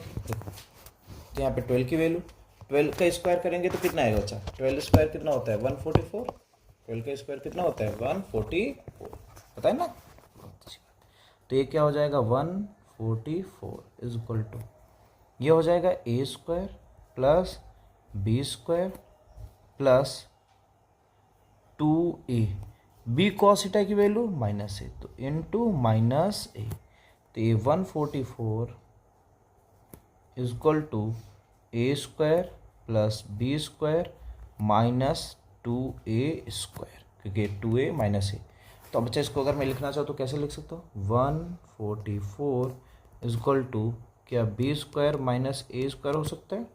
और बच्चा हम एक फार्मूला अच्छी तरीके जानते हैं, ए ब्रैकेट में ए प्लस बी, दूसरे ब्रैकेट में ए माइनस बी का फार्मूला होता है a square minus b square. Formula पता है ना, बहुत अच्छी बात। तो बच्चा इसको हम लिख देना चाहे तो लिख सकते हैं 144 इज इक्वल टू क्या बी प्लस ए, एक ब्रैकेट में दूसरे ब्रैकेट में बी माइनस ए। क्लियर है, बहुत अच्छा।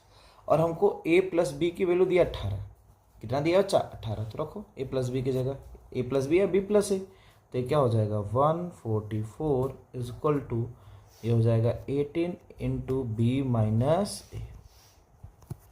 ठीक है, 18 इंटू, अब ये क्या हो जाएगा, 18 इधर आके क्या हो जाएगा, डिवाइड हो जाएगा। क्या हो जाएगा भाई, डिवाइड। तो 144 डिवाइड बाई 18, तो इसको इधर डिवाइड करेंगे तो क्या हो जाएगा, 144 upon 18 is equal to b minus a. ठीक, तो बताओ अच्छा b माइनस ए की वैल्यू कितनी आ जाने वाली होगी, 8। और a b प्लस ए की वैल्यू, b प्लस ए की वैल्यू 18। अब एक काम करो, दोनों को ऐड कर दो, दोनों को ऐड कर दो तो इससे कैंसिल। तो b प्लस बी क्या हो जाएगा, 2b, और 18 प्लस 8 कितना हो जाएगा, 26। तो b की वैल्यू कितनी आ गई बच्चा हमारी, 30। b की वैल्यू कितनी आ गई, 13। ठीक है, और b प्लस ए की वैल्यू कितनी है, 18। तो b की वैल्यू कितनी आ गई, 13 plus A is equal to 18। तो a की वैल्यू कितनी हो जाएगी, 18 माइनस 13 इज इक्वल टू 5। तो वेक्टर a की वैल्यू आ गई 5 और वेक्टर b की वैल्यू कितनी आ गई, 13। मॉड ऑफ वेक्टर b समझ में आए। देखो कौन सा ऑप्शन है बच्चा इसका, 13 एंड 5। तो कौन सा ऑप्शन है, बी वाला ऑप्शन। समझ में आया, क्लियर है, बहुत अच्छी। देख लो भाई इसको, चलिए आगे बढ़े नेक्स्ट क्वेश्चन। ठीक है, अब देखो नेक्स्ट क्वेश्चन क्या बोल रहा है बच्चा, ध्यान से पढ़ो। द मैग्नीट्यूड ऑफ रिजल्टेंट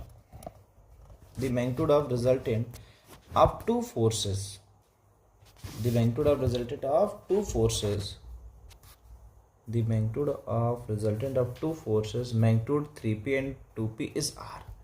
कह रहा है दो फोर्सेस हैं जिनका मैग्नीट्यूड 3p और 2p दिया है, मतलब एक अगर F1 है और एक हमारा F2 है, तो F1 की वैल्यू है हमारा 3p और F2 की वैल्यू है 2p, और इसका जो रिजल्टेंट है वह r दिया है। If the first force is double, मतलब जो F1 है हमारा वह 3p था, अब हमने F1 को डबल कर दिया, मतलब 2 इंटू 3p, तो F1 हो गया हमारा 6p। सेकेंड पार्ट के लिए the magnitude of resultant is double, मतलब जो पहले r था अब वह क्या हो गया है 2r। अब जो रिजल्टेंट हमारा पहले r हुआ करता था अब वो क्या हो गया है 2r हो गया। ठीक है, चलिए बहुत अच्छी बात। तो जो रिजल्टेंट हमारा r था वो क्या हो गया है 2r। The angle between two forces, मतलब यहाँ पे देखो अच्छा दो इक्वेशन है हमारा, पहला इक्वेशन यहाँ से है, दूसरा इक्वेशन हमारा यहाँ से बन रहा है। ठीक है, बहुत अच्छा, आइए ध्यान से समझते हैं। तो बताओ अच्छा r इज इक्वल टू क्या होता है a square plus b square plus 2ab cos theta, यही तो होता है। अब r पहले वाले केस के लिए बात करते हैं, फॉर फर्स्ट केस, तो इसका रिजल्टेंट कितना है बच्चा r, तो इसकी जगह हम r स्क्वायर लिख दिए हमने, बहुत अच्छी बात। और a जो है वो क्या, वह 3p लिखा जाएगा, तो 3p का होल स्क्वायर प्लस b की जगह 2p का whole square plus 2 into 3p into कितना लिखा जाएगा बच्चा 2p इंटू कॉस थीटा। क्या यह पहला इक्वेशन क्लियर है? इसको मैं थोड़ा सा और अच्छे से करना चाहता हूँ, तो इसको और अच्छे से कर लेते हैं। ठीक है,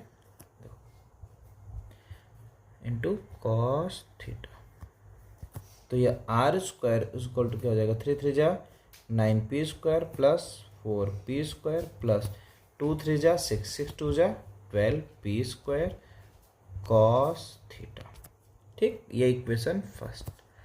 दूसरे वाले में देखो अच्छा क्या बोल रहा, if the first force is double and magnitude of resultants double also double the angle between two forces, मतलब अब जो r था वह हमने क्या कर दिया है 2r का होल स्क्वायर।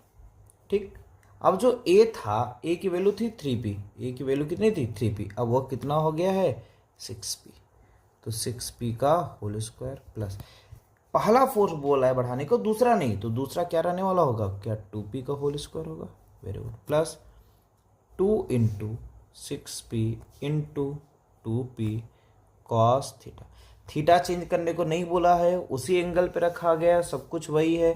देखो ना, क्योंकि बोला बच्चा फोर्स डबल किया है, रिजल्टेंट डबल हो गया है, बट एंगल में कोई चेंज नहीं बोला है, तो इसका मतलब पहले भी थीटा था, अभी भी क्या रहेगा थीटा ही रहेगा। तो इसको अगर मैं लिखना चाहूँ तो क्या लिखूंगा 4r square is equal to 36p square plus 4p square plus 2 6 जा 12 12 2 जा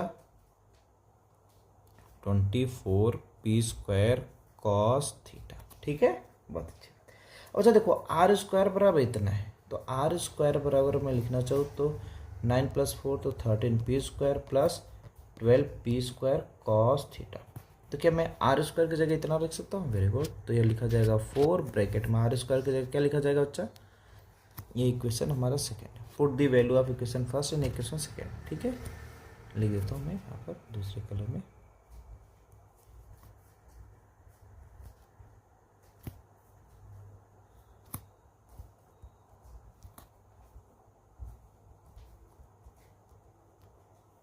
ठीक, चलिए तो क्या हो जाएगा, ये हो जाएगा 13p square plus 12p square cos theta बराबर, इधर कितना है बच्चा 36 + 4, क्या ये हो जाएगा 40p square plus 24p square cos theta.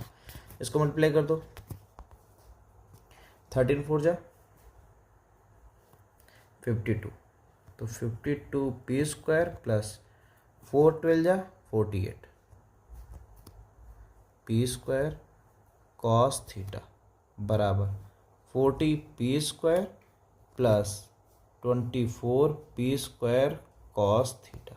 अच्छा देखो सभी में p स्क्वायर है तो कट कर दो, p स्क्वायर कैंसिल, तो ये बचा हमारा कितना 52 प्लस 48 कॉस थीटा बराबर 40 प्लस 24 कॉस थीटा। ठीक है, अब इसको इधर लेकर आओ, जिसको इधर लेके जाओ, तो 48 cos theta minus 24 cos theta is equal to 52, इधर आ जाएगा तो 40 माइनस 52, तो 48 माइनस 24 कितना हो जाएगा बच्चा?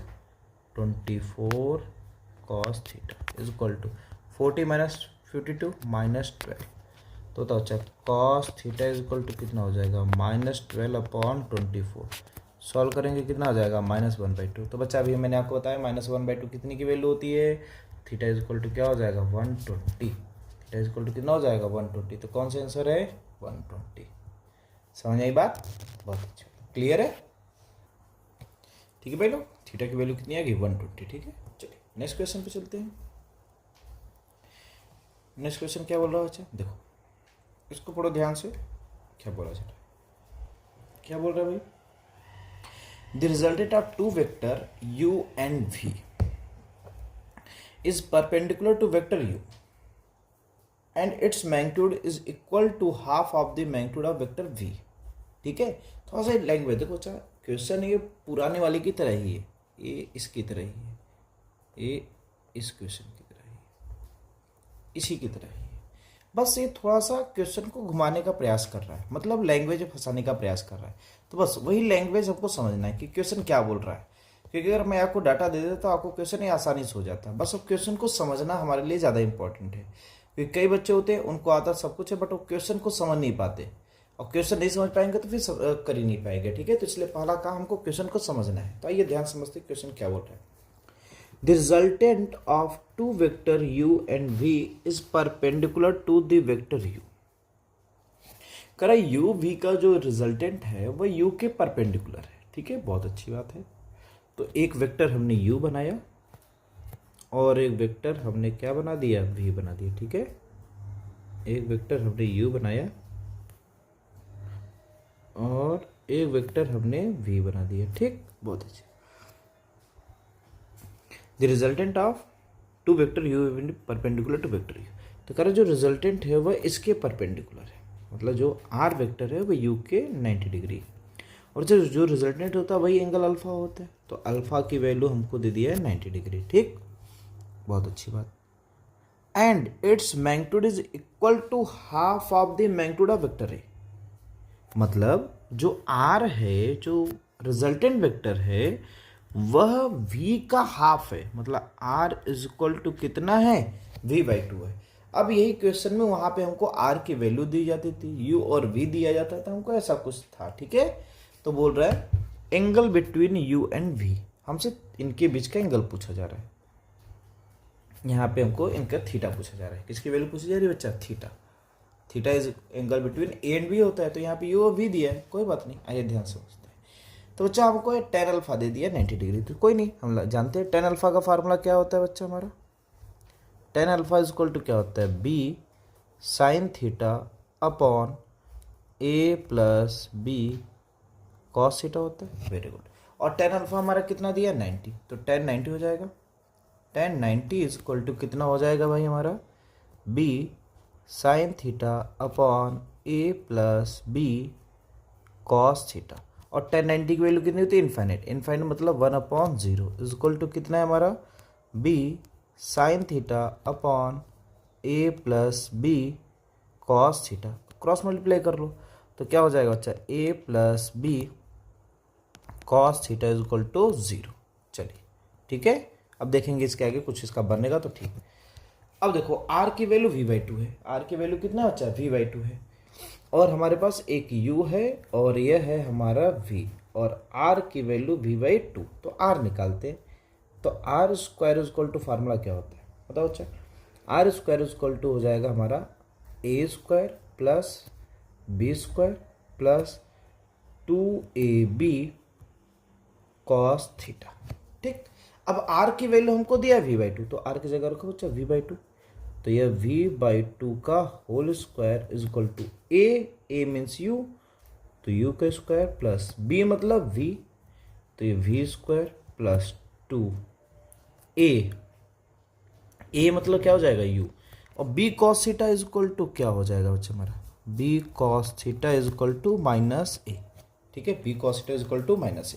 और यहाँ पे अगर मैं थोड़ा सा इसको अगर लिखना चाहूँ तो इसको थोड़ा सा ध्यान देखो बच्चा, जो a वेक्टर है क्या ये u है, और जो b वेक्टर है क्या वही v है। तो यहाँ पे मैं लिखना चाहूँ तो b की जगह मैं क्या लिख सकता हूँ,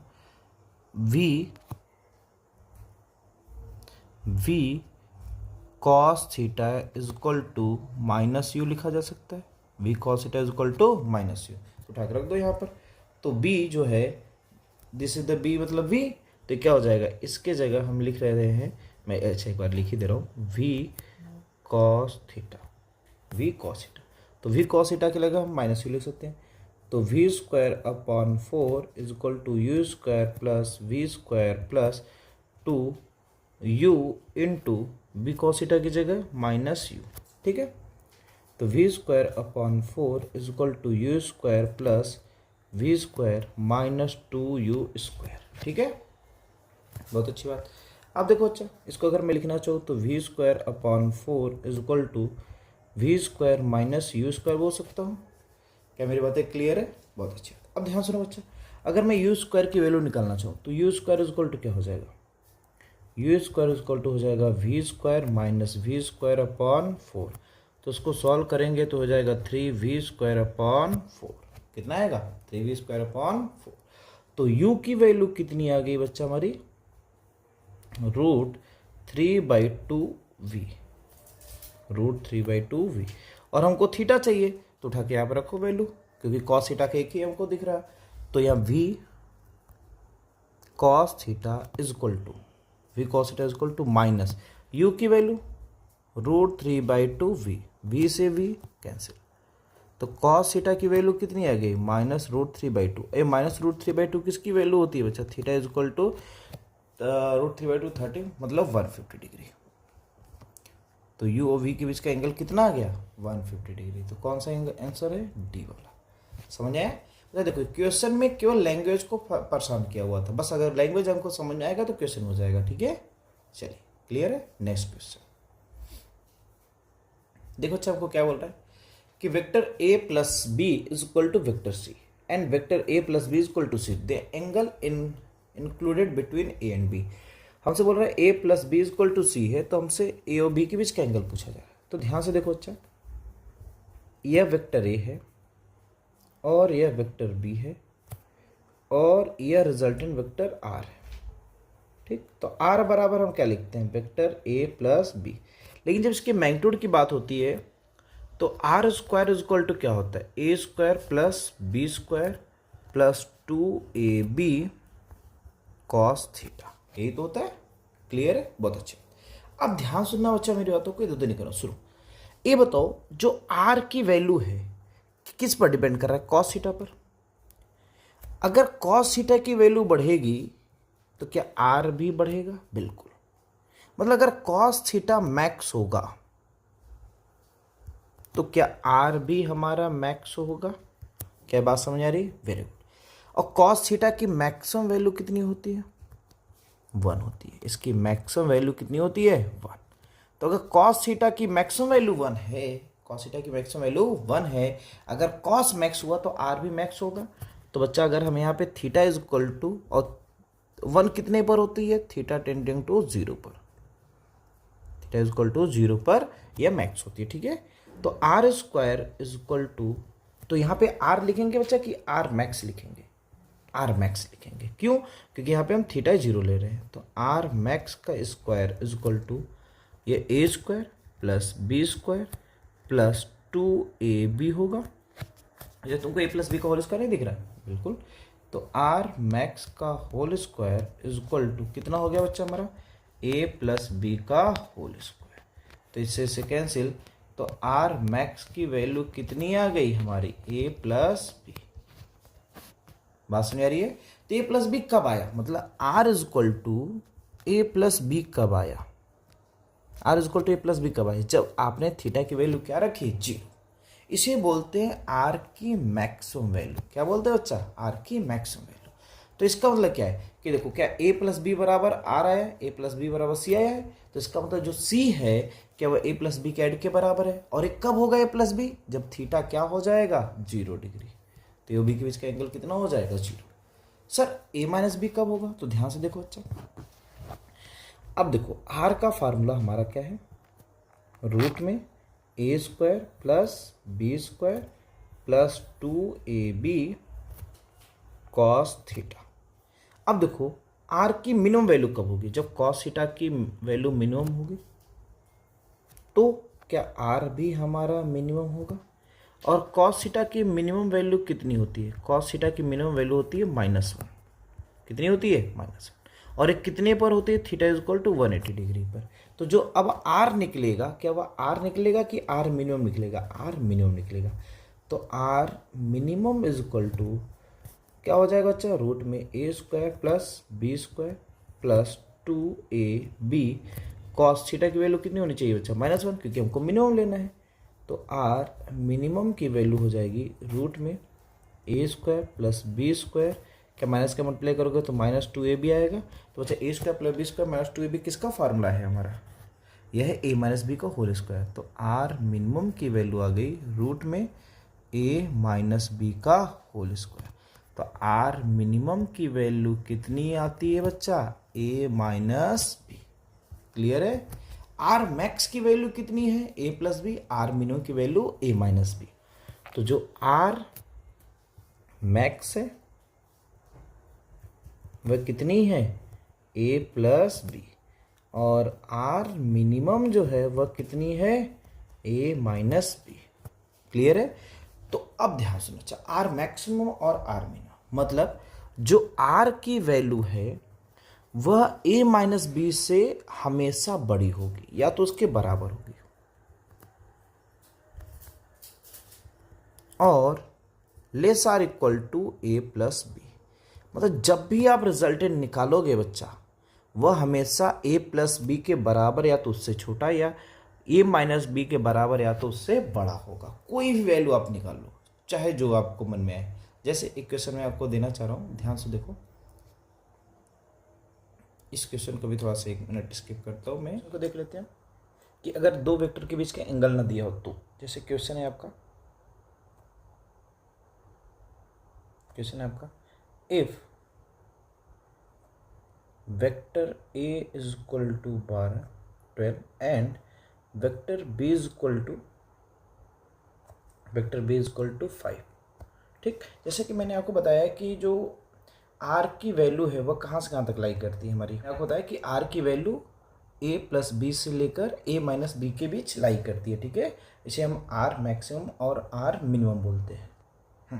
जैसे क्वेश्चन है दिया है, vector if vector a is equal to 10 and b is equal to 5, then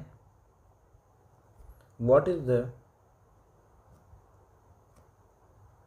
value of r। ठीक, ऑप्शन अब आपको दिया जाएगा, क्योंकि देखो अच्छा अगर हमको यहाँ पे r निकालना है तो r का फॉर्मूला हम जानते ही हैं। r इज इक्वल टू क्या होता है, रूट में a square plus b square plus 2ab cos theta. ठीक, हमको ये फार्मूला पता है। चलो देखते हैं ऑप्शन इसका। हमारा पहला ऑप्शन दिया है 3, दूसरा ऑप्शन दिया है हमको 5, तीसरा ऑप्शन हमको दे दिया है मान लीजिए कि 8, चौथा ऑप्शन हमको दे दिया है 20। ठीक है, ये 4 ऑप्शन आपको दिए गए हैं।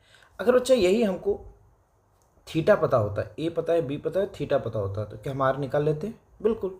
लेकिन यहाँ पे हमको थीटा दिया ही नहीं है, तो फिर कैसे निकालेंगे। तो जैसे मैंने आपको बताया कि आर की जो वैल्यू है वह less or equal to r max होनी चाहिए और ग्रेटर आर इक्वल टू क्या होना चाहिए, आर मिनिमम होना चाहिए।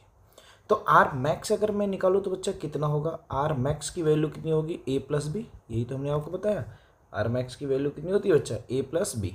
और आर मिनिमम की वैल्यू कितनी होती है, ए माइनस बी। तो आर मैक्स की वैल्यू कितनी होगी, ए प्लस बी, मतलब 12 प्लस 5। और आर मिनिमम कितना होगा, 12 माइनस 5। ठीक, इसको सॉल्व करेंगे कितना हो जाएगा 17, और इसको सॉल्व करेंगे कितना हो जाएगा 7। क्लियर है, बहुत अच्छा। मतलब आर की जो वैल्यू है वह 7 से लेकर 17 के बीच में लाई करनी चाहिए। बाकी उससे ज़्यादा नहीं हो सकती और उससे कम नहीं हो सकती। मतलब 17 से ज़्यादा नहीं हो सकती और 7 से कम नहीं हो सकती। तो देखो कौन सा ऑप्शन है जो इसके बीच लाई कर रहा है, कौन सा है, 8। बात समझ आ रही है। अच्छा अब देखो इसमें कोई हमको एंगल उंगल नहीं दिया, फिर भी हमने सॉल्व कर लिया। तो इसका मतलब क्या है, कभी आपको इस तरह से मिले और ऑप्शन रहे तो आप कर सकते हो। ठीक है, चलिए नेक्स्ट पॉइंट, नेक्स्ट क्वेश्चन एक छोटा सा आपको दे देता हूँ मैं। मान लीजिए दिया है if vector a is equal to 20 and vector b is equal to 6। What is the value of r. ठीक, आर की वैल्यू हमसे पूछा। पहला ऑप्शन हमको दिया है, हमको पहला ऑप्शन दिया है 12, दूसरा ऑप्शन 11, तीसरा ऑप्शन 15, चौथा ऑप्शन 30। कौन सा ऑप्शन होगा इसमें? तो हमने क्या बताया कि हम पहले आर मैक्स निकालें। तो आर मैक्स की वैल्यू कितनी होगी बच्चा हमारी? आर मैक्स की वैल्यू ए प्लस बी। तो ए प्लस बी मतलब 20 + 6 कितना हो जाएगा? 26। और आर मिनिमम की वैल्यू कितनी होगी? ए माइनस बी कितना होगा हमारा? 20 - 6 कितना हो जाएगा हमारा? 14। मतलब जो आर की वैल्यू है वह कहाँ से कहाँ लाई कर रही है? 26 से 14 के बीच में। ठीक है, तो कौन सा ऑप्शन है? देखो 14 से 26 के बीच में कौन सा ऑप्शन दिख रहा है? 15। मतलब बाकी ये सब गलत हो गए। समझ नहीं बात? अगर आपको थीटा दिया तो ठीक है, अगर थीटा नहीं दिया तो फिर कैसे निकालेंगे? क्लियर हुआ? बहुत अच्छा, ठीक है। चलिए आगे बढ़ते हैं। चलिए, तो इक्वेशन क्लियर हुआ, इनके बीच का एंगल कितना होगा? 0। Next question. हाँ, इसको देखो बच्चा ध्यान से। कह रहा है कि if 5 equal forces 10 newton each are applied 1 point at all lying 1 plane, if the angle between them are equal then resultant force will be. कह रहा है कि हमने 5 फोर्स लगाए जिनकी वैल्यू है 10 न्यूटन, हमने एक पॉइंट पर लगाया और सभी के बीच का एंगल सेम है, तो कर रिजल्टेंट कितना होगा? तो ध्यान से देखो बच्चा, इस क्वेश्चन को करने से पहले मैं कुछ पॉइंट आपको बता रहा हूँ, ध्यान से। मान लो एक ब्लॉक है, ठीक, इसके ऊपर हमने 10 न्यूटन का फोर्स इधर लगा दिया, 10 न्यूटन का फोर्स हमने इधर लगा दिया, ठीक है। 10 न्यूटन का हमने फोर्स लगा दिया, तो बताओ इसके नेट फोर्स कितना होगा? क्योंकि दाएं वाला फोर्स बराबर बाएं वाला, मतलब right side is equal to left.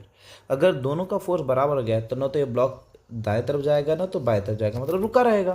तो अगर रुका है तो इसका मतलब इसके ऊपर नेट फोर्स कितना होगा? 0। क्लियर है? बहुत अच्छी। अब ध्यान सुना बच्चे मेरे बातों को, सुनो। नेट फोर्स कितना हो गया? 0, ठीक है। तो अब ध्यान से देखो अच्छा, यह एंगल कितना बना रहा? क्या 180? इधर से भी कितना बना रहा? क्या 180 बना रहा? मतलब क्या दोनों तरफ से 180 बन रहा है, तो नेट फोर्स 0 हो गया। अगर इसी ब्लॉक पर 3 फोर्स लगे, एक फोर्स इधर, एक फोर्स हम मान लेते हैं इधर लग रहा, इसको मैं पॉइंट मान रहा हूँ, ठीक है, ताकि तुमको थोड़ा सा अच्छा लगे। एक पॉइंट है, ठीक है। एक फोर्स इधर लगा, एक फोर्स इधर लगा और एक फोर्स नीचे की तरफ लगा, ठीक है। यह मान लो 10 न्यूटन, यह 10 न्यूटन और यह 10 न्यूटन। और बच्चा एक सर्कल कितना एंगल बनाता है? 360। तो एक कितना एंगल हमारा बनाएगा? 120, क्योंकि हमने बोला तीनों सेम एंगल पे लगे। तो यह 120, यह भी 120, ठीक है। क्या 120 लगा रहे हैं? तो बच्चा अभी हमने आपको बताया कि जब दो इक्वल फोर्स 120 पे लगते हैं तो इनके रिजल्टेंट के लिए फार्मूला क्या होता है? क्या यह भी एफ के ही बराबर आता है? मतलब क्या यह भी 10 के बराबर आ गया? मतलब इन दोनों का नेट कितना आ गया? 10। तो 10 ऊपर 10 नीचे, तो इसका नेट फोर्स कितना हो जाएगा? क्या एफ नेट अभी भी 0 आएगा कि नहीं आएगा? क्या बात है? क्लियर है? बहुत अच्छी बात। अगर मैं 4 फोर्स ले लूँ, कि मैंने एक ब्लॉक के ले लिया, इधर हमने फोर्स लगा दिया 10 न्यूटन, एक फोर्स हमने ऊपर लगा दिया 10 न्यूटन, और इधर एक फोर्स हमने लगा दिया 10 न्यूटन, और इधर भी एक फोर्स हमने 10 न्यूटन का लगा दिया। तो अच्छा एंगल कितना? 90, 90, 90 और 90। तो नेट फोर्स कितना? दाएं वाला फोर्स बराबर बाएं वाला, ऊपर वाला बराबर नीचे वाला, तो क्या सब कैंसिल हो जाएंगे? तो क्या अभी भी एफ नेट 0 आएगा कि नहीं जाएगा? तो इस कहानी से क्या शिक्षा मिली? तो ध्यान सुना बच्चा, जब दो फोर्सेस थे तो दोनों का एंगल सेम था, तो नेट फोर्स क्या आया? 0। जब 3 फोर्सेस हुए और तीनों का नेट क्या नाम है एंगल सेम है, तो इसका नेट फोर्स कितना आया? 0। और अगर 4 फोर्सेस है और चारों के बीच का एंगल सेम है, तो नेट फोर्स कितना आया? 0। तो वैसे ही अगर 5 फोर्सेस होंगे, कितने होंगे? 5 फोर्सेस होंगे और सभी क्या नाम है सेम एंगल बना रहे हो, तो रिजल्टेंट कितना आएगा? 0 आएगा। रिजल्टेंट कितना आएगा बच्चा? 0 आएगा। बात समझाइए, रिजल्टेंट 0 आएगा। क्लियर है? इसी के साथ एक और चीज़ मैं आपको बता दे रहा हूँ, ध्यान सुनो। जैसा कि हमने देखा कि जब 2 फोर्स लग रहे, कितने फोर्स लग रहे थे बच्चा? 2 फोर्स। तो एंगल कितना बन रहा था? 180। 180 मतलब 2π/2 बना था। 2 फोर्स लग रहे थे तो 2π/2। अगर ये 2π/2 एंगल बन रहा है 2 इक्वल फोर्स का, तो नेट फोर्स कितना है? 0 है। वैसे यहाँ पर 3 फोर्सेस हैं। कितने फोर्स हैं बच्चा? 3 फोर्सेस हैं। इनके बीच का एंगल कितना, 2π/3, क्या 120 आएगा। जब 2π/3 लग रहा था सभी के बीच, 2π/3 तो क्या नेट फोर्स 0 आया। वैसे यहाँ पे टोटल एंगल सर्कल का 360 मतलब 2π/90, मतलब कितने फोर्सेज हैं, 4। 3 फोर्स है तो बाई 3, 4 है तो 4, ठीक है। तो अगर 2π/4 फोर्सेज है, 2π/4 है, मतलब इसको सॉल्व करेंगे तो हमारा क्या आ जाएगा, π/2। तो अगर इस तरह से हैं तो इसका मतलब अभी भी नेट फोर्स 0 होगा। तो अगर आपसे क्वेश्चन पूछ दे, ये बताओ अच्छा, क्वेश्चन ये है कि if at what angle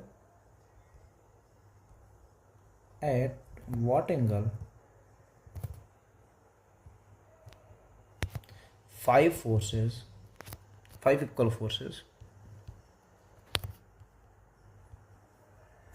applied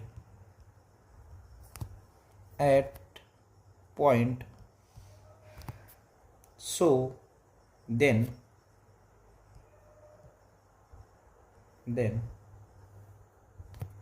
net force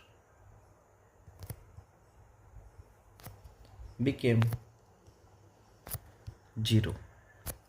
ठीक कहेगा 5 फोर्स अगर मैं लगाऊं और कितने एंगल पे लगाऊं ताकि इस पे नेट फोर्स 0 हो जाए। तो वैसे जैसे हमने देखा जब 4 फोर्स लगा रहे थे तो 2π/4, तो अगर 5 लगाना है तो 2π/5। इसको सॉल्व करेंगे, 2π मतलब 360/5 सॉल्व करेंगे अच्छा तो कितना आ जाएगा, 5752 जाए। मतलब अगर सभी फोर्स, पांचों फोर्स, 1 2 3 4 5, अगर इनके बीच का एंगल 72 हो, 72 हो, 72 हो, 72 हो और 72 हो तो इस पे नेट फोर्स कितना होगा, 0 होगा। बात समझ आ रही है। और इक्वल फोर्स होना चाहिए, मतलब यह एफ है तो यह एफ है, यह एफ है, यह एफ है और यह एफ है। इसी तरह से कभी कभी पूछ देता है at what angle n forces, कितने फोर्स है बच्चा, एन फोर्सेस। मैं इसको दूसरे कलर में कर दे रहा हूँ, एन फोर्सेस हो जाए, क्या हो जाए बच्चा, एन फोर्सेस। मतलब यहाँ 5 की जगह हमको क्या बोल दे, एन फोर्सेस। अगर एन फोर्स लगाने को बोल दे, क्या बोल दे बच्चा, एन फोर्स लगाने को बोल दे।